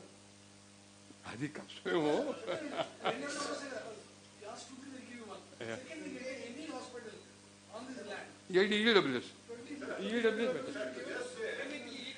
Operation 2 years back 50,000, now they are charging 3 lakhs, something like that. And even insurance companies, right? The more they charge is benefit for them so that they can increase the premium. So it's like a very slow. So EWS is a good suggestion, indeed. And monitoring of price fixation, capping price fixation, which was done by, it is being done only with regard to EHS and CGHS. that can be extended to insurance sector and getting a opportunity. Those can be extended. Okay. BICP now BICP has become extinct and post globalization, bird liberalization. Chana saying at the end of the day we'll screen this. Done, sir. Namaste to all of you. My name is Srihari Autu. I'm a practicing advocate. From layman's perspective, I would like to flag 4 specific points. One, increasing trade deficit with China. Trump, with all his tantrums, I presume will be able to address trade deficit US is suffering with regard to trade with India. But in spite of all the efforts of Government of India for import substitution schemes and efforts, trade deficit with China is hugely engaging. As a layman, I see it as citizens, unwittingly, are we funding the attacks on ourselves? Northeast unrest, China is supporting. In Operation Sindoor, China role, we all know. So, trade deficit with China is one point. Second point, if we see the total expenditure of all the governments, union government, state government and local bodies, spending by local bodies is mere 3%. In spite of all our talk about Gram Swaraj and all, this is one of the lowest world over, so it has to increase. Are some steps possible from Government of India side? Third point, further steps for ease of doing business and for ease of life in general may be needed. 2 very quick examples. If somebody deposits amount into my bank account, it is very difficult for me to know the details of the depositor. If an NGO, I look after some NGO as volunteer, somebody from Australia deposited 1 lakh rupees on 31st March. It took for the NGO 5.5 months in order to return that money back to that depositor. Otherwise, it would be a violation of FCRA. We requested the bank to block any deposits from abroad. But bank is saying that we will not be able to do. And also, depositors, donors details we have to furnish to the income tax department. If somebody deposits amount, how will we know? Automatically using technology, PAN number, it should automatically come when government regulations require NGO to submit the details. And payment of bills by the government, it is individual level. At government level, if somebody, contractor, does all the work and submits the bills to the government, there is no fixed time frame for the government to clear those bills. There is huge corruption in order to, where are ethics? There should be some cap like 90 days, every bill which is in order must be cleared. Some fiscal responsibility is enforced by law by the government. Fourth, once I slightly differ with Giridhar Mamadi Garu and Yagna Narayan Garu, with regard to devaluation of rupee vis-a-vis dollar. When this particular party was in opposition, I read a lot of articles because of the inefficiency of the government that rupee is getting devalued. Maybe for temporary because of the tariff and all we may understand, but long run devaluation of the rupee vis-a-vis dollar may not be a bright idea. It is not appealing to me. Thank you. Sir. Again, before foreign donors, one more point you said. What is that point?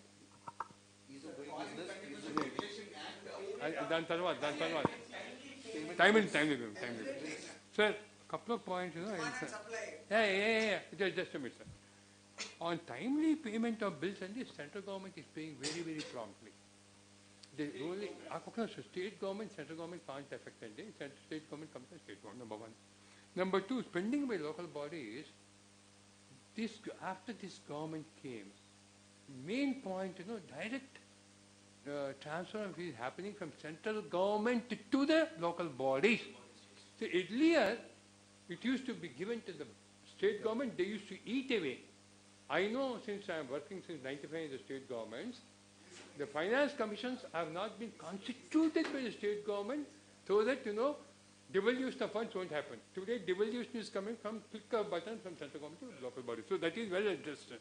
But if you want to increase it, I don't have a solution. Government also will not have a solution based on it only goes to the finance commission allocation. So that's one point.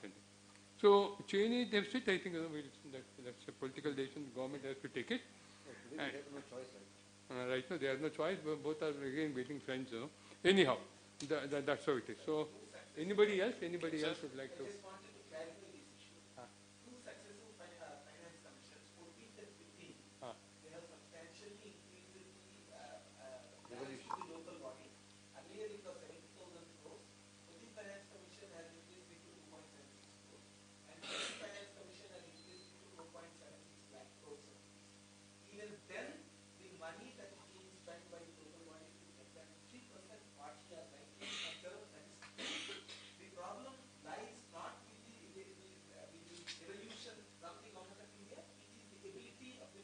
You see.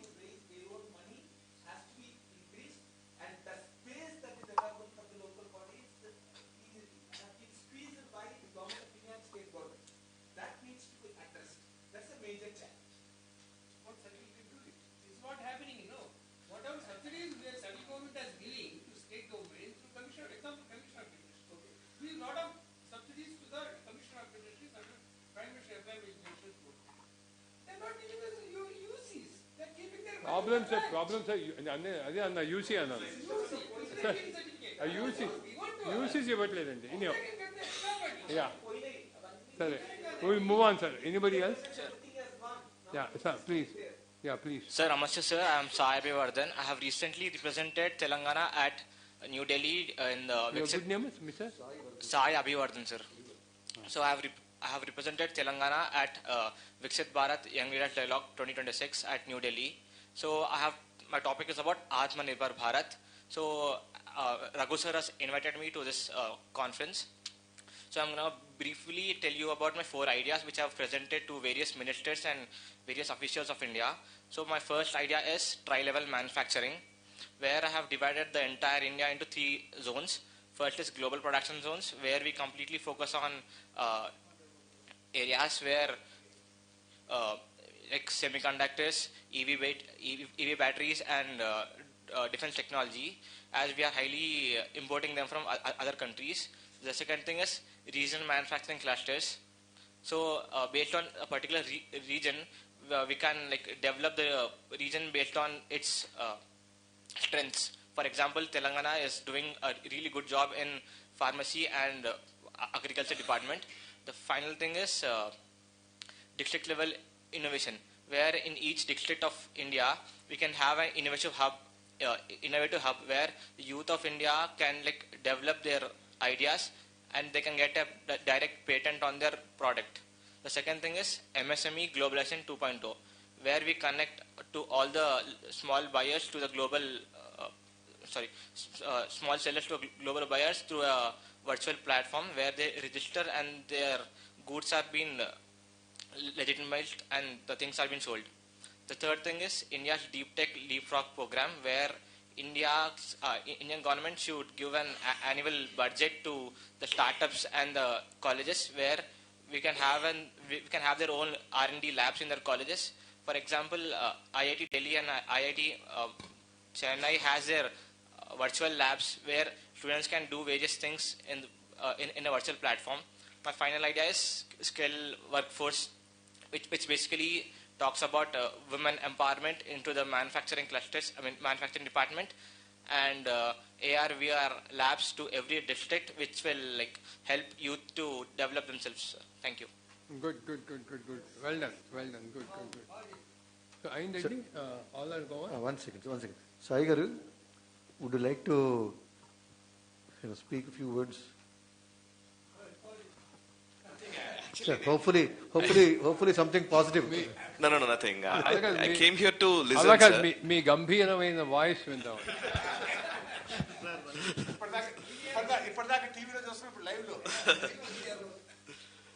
Nothing, sir. Actually, I came here to listen you all. I want to know a few things about the upcoming budget. I have few questions, actually. Being a journalist, I ask questions. I prefer to ask questions. What can we expect from this budget? As of now, we are in, the new world order is emerging. At this juncture, what can we expect in terms of, in terms of de-dollarization and all, Mamedi Giridhar Garu has mentioned, what can we expect from this union budget in terms of geopolitical unrest? And second, like 20, 30 years ago, we have seen the IT boom in India. At that time, we got so many, we have got a lot of opportunities at that time. Now, Giridhar Garu always says that technological coolies as of now today. So many CEOs, we have got so many CEOs are there for Microsoft to Google to any IT company. We have got wonderful opportunity at that time. Even today, world is moving towards artificial intelligence era. Even now, if just now I checked the largest AI companies across the world are in USA. Most of them are in USA or in China and some other European countries. But where are we right now? In the next era of artificial intelligence, this generation, in this generational shift, where we will be and how our youth will be, I want to understand. So we'll certainly address the end. If you want to address me now, right now I can say, but I would like to address after all the points. Yeah, please.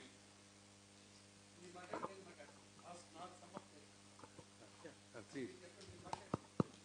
Only one suggestion, somebody. Yeah, I am Vijay Totapalli, Treasurer of Pragna Bharati. I have only one suggestion to the Government of India. I have seen the rare earth minerals can be extracted from the mining waste, be it coal, copper, or any other mining waste. So the technology is evolving. I have a request to Government of India. Although Singareni is the first company who have started the process, they have done a baby steps. But we need to ask the government, although the allocations of budgets are already made by the Government of India, the progress is slightly slow on rare earths. There is a huge mining waste which is available. There are various processes of extracting the rare earths from those mineral waste. So I have to urge Government of India to take speedy steps to recover from the mine waste these rare earths instead of just reinventing or mining. The cost of those things are almost available. A little research from the chemical engineering students and the metallurgy students will yield good results is what I expect. Thank you.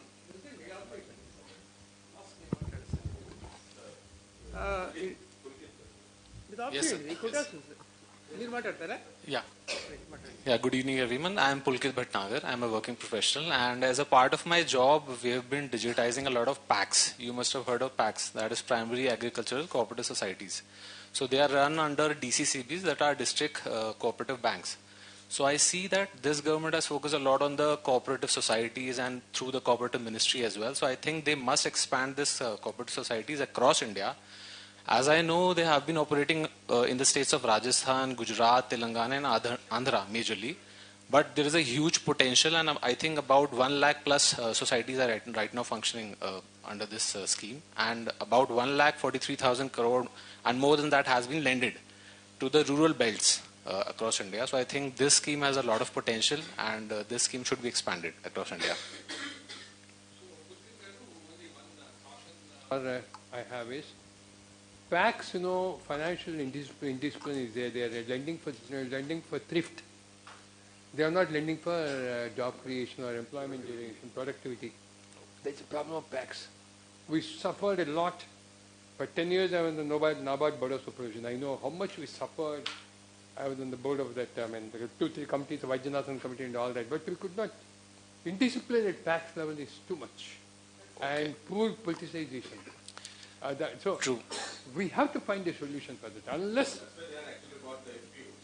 yes, unless we get the nationalistic fervor, I always say nothing will happen to reform them. Anyway, please. Yes, and sir, in this I would like to add, due to this formation of cooperative ministry and all the efforts that are going on, I think these things will be regularized sooner or later. We wish so. No. I'm die-hard optimistic. We will find some solutions for that. But the real challenge is political interference. True, sir. what he raised was the last you have raised an appropriate word, but the only thing is that is the reason why the Ministry of Cooperation has been created. It is with Home Minister Amit Shah ji. Why he is keeping with him? The reason is that Gujarat is highly developed in cooperation. Next comes to Maharashtra, then comes to Karnataka. Nothing is there in AP, two Telugu states. The same problem it is facing here. We have to replicate the success stories of Gujarat, Maharashtra, to some extent North Karnataka. To some extent even Kerala also. We are very poor in cooperative sector. That has to be strengthened. A lot of budget is there. Anyway, now I have left up to, because I was talking about the macroeconomics budget opening remarks. I am Prabhakar Rao. I think we can know the shortcomings only I can tell you. Having worked in the central government for the last 35 years or so in Ministry of MSME and also associated with the SHGs and also skill development and EDBs, what I felt, whatever the huge amounts are coming under Prime Minister Employment Generation Program, which is subsidy scheme of 35% subsidy we are giving to SC, ST, women, minorities. A lot of money is going to minorities. Nobody is talking about it. I raise the issue in many forms. Is not the form or not, I do not know, but I have raised the issue when that Shamji has come. How the people say that minorities are not getting it. 40% of Mudra scheme has gone to the minorities. 40% of Mudra. Minimum 40 is going. How is that sure? I mean, they're all shooters, secularists, and also crypto Christians. They are having my name, Prabhakar Rao, Sudhakar Rao, Rama Rao, Venkateswar Rao, Jagan Mohan Reddy. Jagmohan Reddy also even. So what nonsense it is. Anyway, as a political again it became, I don't want to, this is not the form, this is not the form. What I mean to say is, again let me come back. That issue, it became a political, socio-political. Yes. See, it's very great that MSME ministry has been strengthened after from 1450 onwards, though it has been created in UPA government. And now the issue is, now we reach it from 1,000 crore to 5,000 crore subsidy. It is a subsidy scheme. 35% subsidy is coming to women. Even forward caste person like me, my wife or my daughter can get 35% subsidy. SC, ST, minority. Mostly on paper, sir. Huh? All these things Who said? Who said that word? No, don't say like that word. That is an answer. What is this paper? It is being implemented in the Ministry of MSME Government of India. How many schemes actually launched?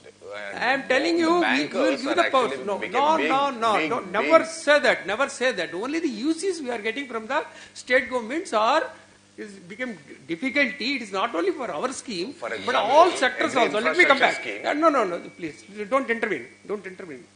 I think you are a small NBFC you are running. You are not implementing my scheme. It's all great job done by the nationalized banks. Okay? Not as NBFC, sir. You are a small NBFC, yaar. I am not talking as an NBFC, sir. I am talking as a FPO. We are running an FPO also. We'll discuss it later. Let me complete it. See, even today, from 5,000 crore to 1,000 crore to 5,000 crore, we are getting under this PMEGP as a subsidy, which is not sufficient. Telangana, Andhra Pradesh has given 200 crores. It is already crossed. Banks have sanctioned more. We are waiting for the further subsidy. What happened? The subsidy which is coming in the next year, that is being adjusted in the sanctioned and released schemes in the current year. Suggestion is to increase the budget outlay of the PMEGP and also cluster development program, which we call under the Spurti program. Spurti is nothing but strengthening of rural traditional industries. It's a very important Spurti, that is called Spurti, under which we are implementing the cluster development program where thousands of workers are working, artisans are working. Even in you take the Pondur, you take the number second section is SHGs. You also raised at this point, but nobody has put the right thing. See, we have honest 9 million SHGs in our country, okay? And 100 million honest women are working as a members. And here, 1.7 lakh crore has been passed on. The point is, do you know what is the repayment of this honest woman? 97% under SHGs, what we call in the microfinance, which we are not getting in the PMEGP or PMRY or general employment generation programs or in the SSI schemes.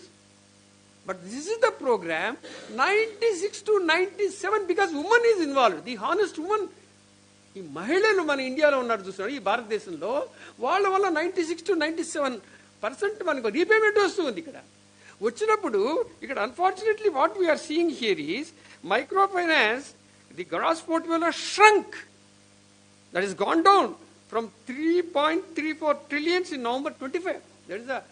That is what, sir, మీకు first చెప్పబోయాను అనుకున్నాను నేను, రాసుకోండి sir మీరు. It is shrunk to 3.34 trillions on November very recently 25. అంతకు ముందు ఇది 3.75 ఉంటూ వచ్చింది. Then once upon a time means 2024లో ఇది 4.30 trillions మేము ఎస్హెచ్జిస్కి ఇచ్చారు. ఇది దయచేసి ఇది ఎక్కడ దీనికి ఒక స్టడీ పెట్టిన ఉంది ministry of skill development and entrepreneurship.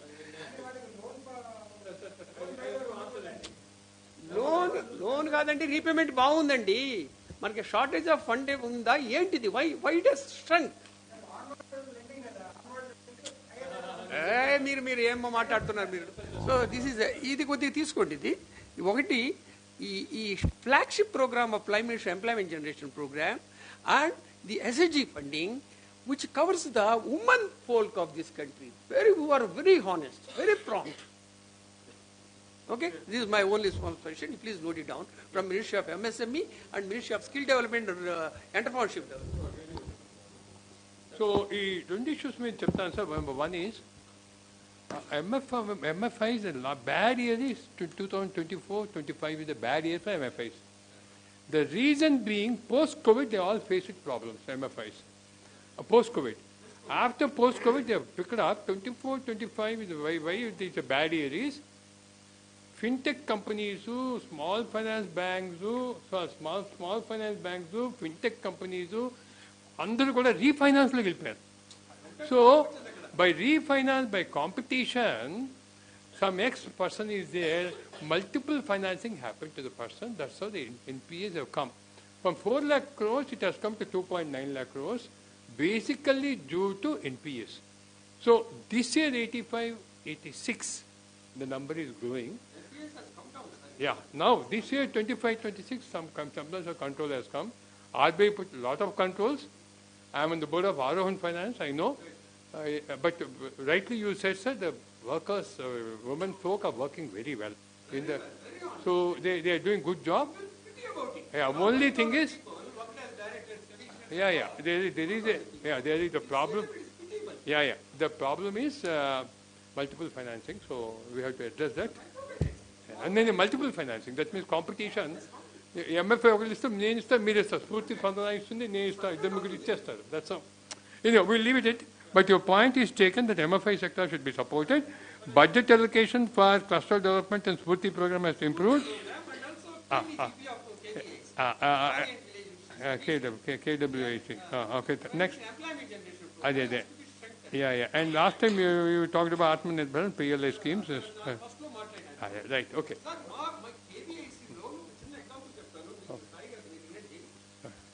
Sum it up. Yeah.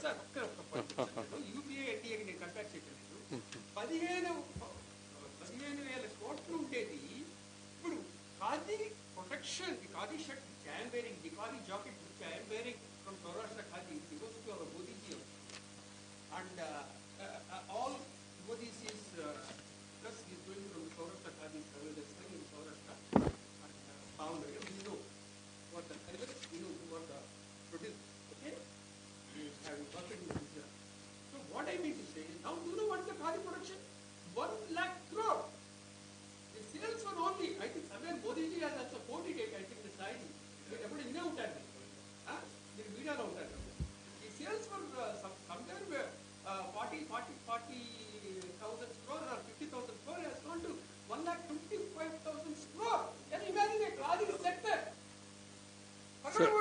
one sector. Khadi is different. Khadi means the Pundur Khadi. It is superb Khadi.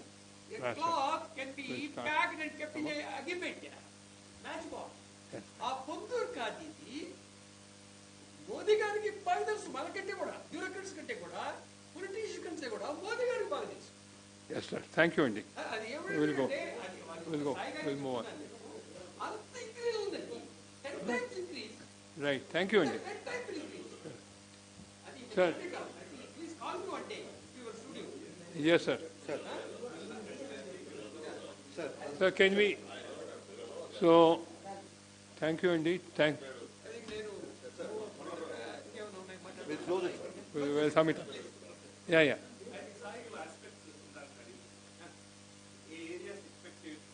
దానికి అది కొంచెం ఇన్సైడర్ ట్రేడింగ్ సరదాగా సో బట్ వాట్ ఎక్స్పెక్ట్ కదా నాకేం తెలియదు but just to some it up అండి just to sum it up, the present financial condition of the government or India is very, very strong with a respectable industrial growth and GDP growth at 7.4 expected is very good, and CPI inflation which is 1.3%. If you remove wholesale inflation, if you remove metals, only 2.3%, and your non-food credit is gone by 11.4%, very good. Fiscal deficit is under control, 4.4, and overall debt to GDP, as expected, 55.1. Therefore, the kangaroo tension of interest burden, we need not bother. It is well under control. And projects which are commissioned is 6 lakh crores till September end. This is one of the highest commissioning, 6 lakh crores by September. Completed. Commissioned projects this year, completed. So, another 3 lakh crores. Adhopakshan they are expecting in last 6 months. So, therefore, that is very good, which is driving the economy. And bank credit, first time, our growth in micro and small is 25%, 24.6% bank credit growth. So, in this respect, is foreign exports of US substantial ga unna koda, our exports growth is 1%. That means basically, even our growth in other areas have gone up substantially. Hong Kong, China, Brazil, they have picked up. So, FDA, trade agreements, FTA agreements will help us a lot in terms of managing it. And GST collections, in spite of GST rates falling down, have shown growth in November and December. Very good. Air traffic growth is 9%. That is very, unbelievable in spite of Indigo problem for a few days.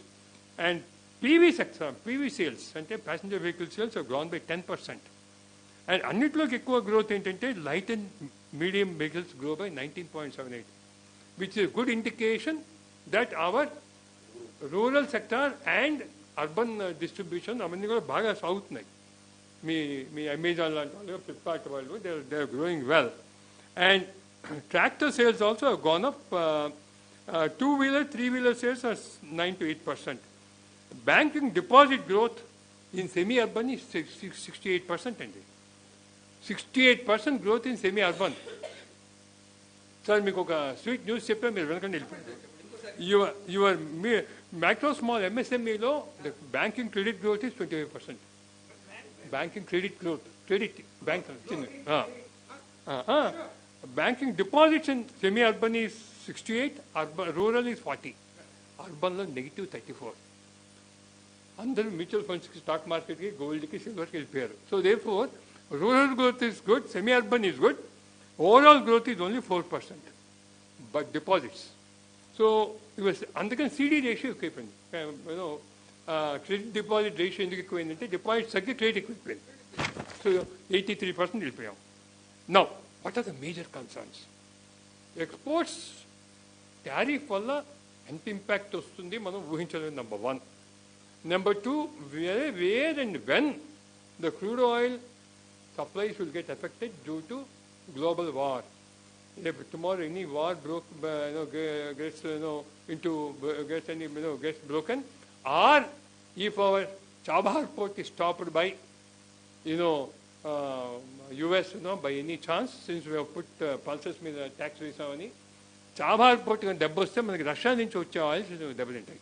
So that is one basic things. And unfortunately of course imports ఎక్కువయ్యాయి, but silver gold ఎక్కువయ్యాయి. Crude, one beautiful part is crude import gap has come down. So, slight fall in crude imports. That's one thing. And fertilizer imports have gone up 4.1%. I don't mind, since 3% growth in agriculture is there. So, growth in agriculture is compensated by the fertilizer imports. And defense expenses have gone up substantially by 9.5% last year. This year expectation is 20%, it may go up.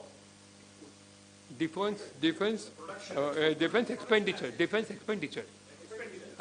Defense exports and we touched it 40,000 crores. Last year was 25,000. Antamundu cha takkuva we have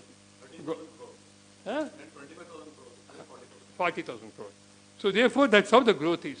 Now in this situation, what we can expect from the budget? If I were to be finance minister, if anybody to be, how to sustain the growth will be the first. How to sustain exports is the first. These two are the top priority. So expectation and the cost efficiency కోసం PLI schemes will be continued. There is no doubt. PLI schemes more thrust will be given. Import duty rationalization చేస్తారేమో అని ఒక doubt ఉంది. So like GST rationalization, this budget will have a maximum focus on import duty and export duty rationalization.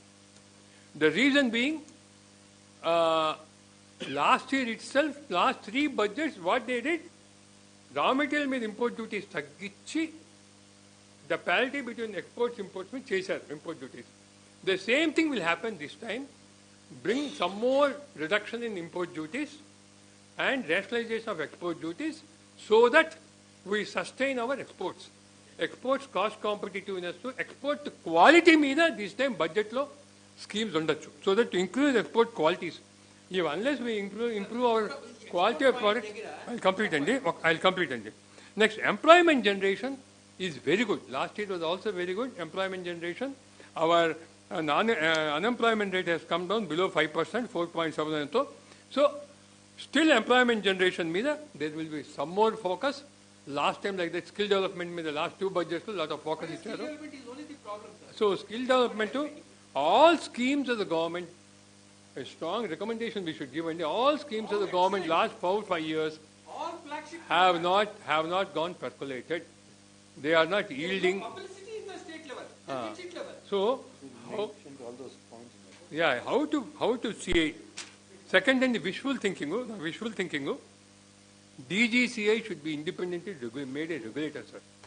Lakapothe, with the growth of airline sector, what we have in India, with the growth of banking sector, insurance sector, those regulators have worked well. With the growth of aircraft are tripling in the next 2-3 years, 10 years, no. With passenger traffic is going on. DGCA laganta weakest institution kanunte, India will take a beating.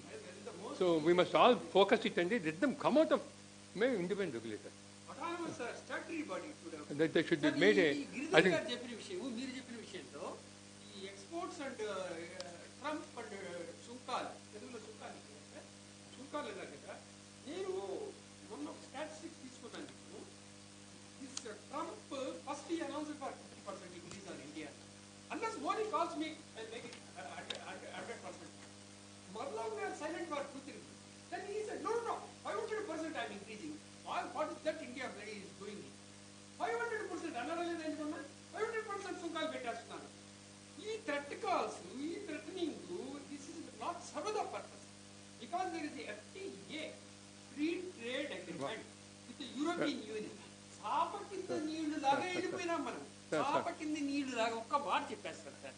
చాప కింద నీళ్లు లాగా వెళ్ళి European union తో touch పెట్టుకున్నాం. వీడు Trump ఈ విధంగా మాట్లాడుతున్నాడు 500% వేస్తానని చెప్పి ఓవరాల్ మేము అసెస్ చేశారండి. ఇక్కడ issue is in fact as the issue of commerce అయిపోయింది. Sir please note it out sir. Bangladesh exports collapsed by 11%. Please note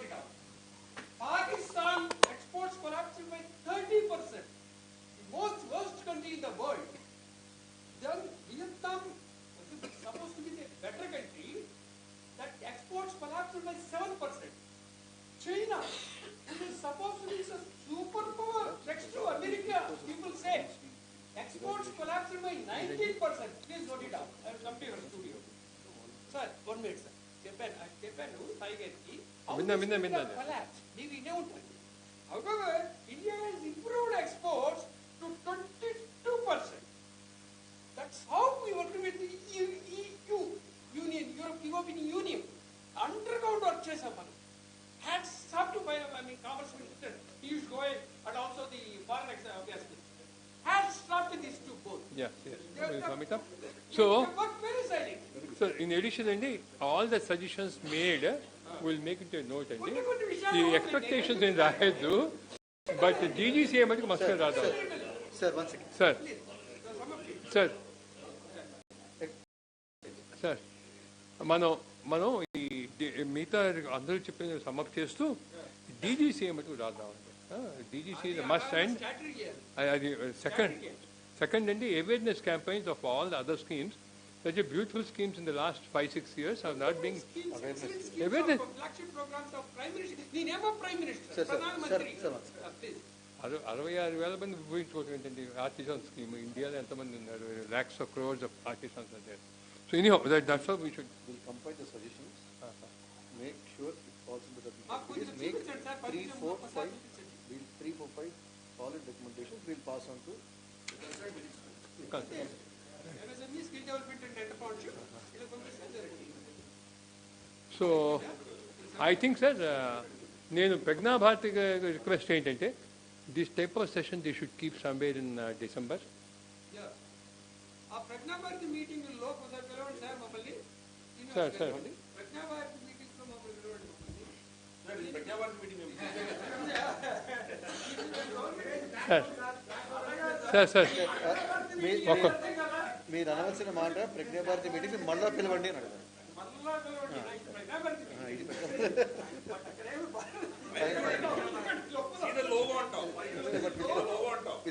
Sir, we'll close it. And what I suggest, sir.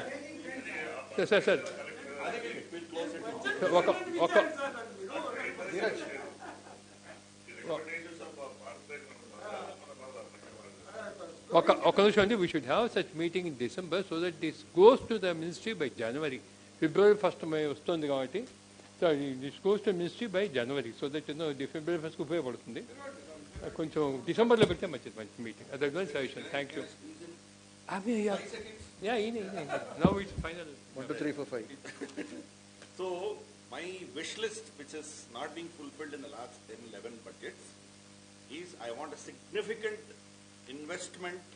I'm not using the term expenditure. Significant investment in our cultural ministry. Your curators, your archaeologists do not have funds. Their administrative, their salaries are taking over the rest of the entire budget, and whatever is left out is going in the maintenance of mazars and your holis. Whereas even the temples under their management have been deprived of any funds. I think our nation is not just an economic power; it's a spiritual power, it's a cultural power. Unless we invest in that, I don't think we will go anywhere as far as our. I write down the point.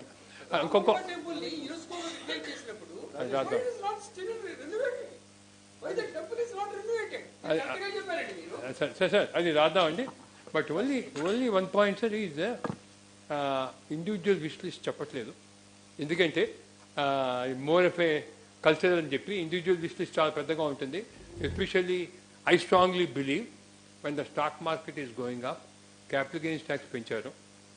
Nirmala Sitharaman గారు మీరు అంతా లాభాలు చేసుకుంటుంటే మేము తీసుకోకపోవడం ఏం తప్పు అని చెప్పి ఆవిడ అంటాం అనేది చాలా చాలా చాలా బ్యాడ్గా వెళ్ళిపోయింది పబ్లిక్లో. So now it is time, stock market is going to fall, it falling. Now she should reduce capital gain tax మళ్ళీ బ్యాక్ టు 10%. హెచ్ఎన్ఐ అది కాదండి, లేదండి, ఫర్ సేక్ ఆఫ్ నేషన్ అండి. హెచ్ఎన్ఐ వెళ్ళిపోతున్నారు ఇండియాలోంచి. For the sake of nation and stabilising stock market, the capital gain tax has to be reduce.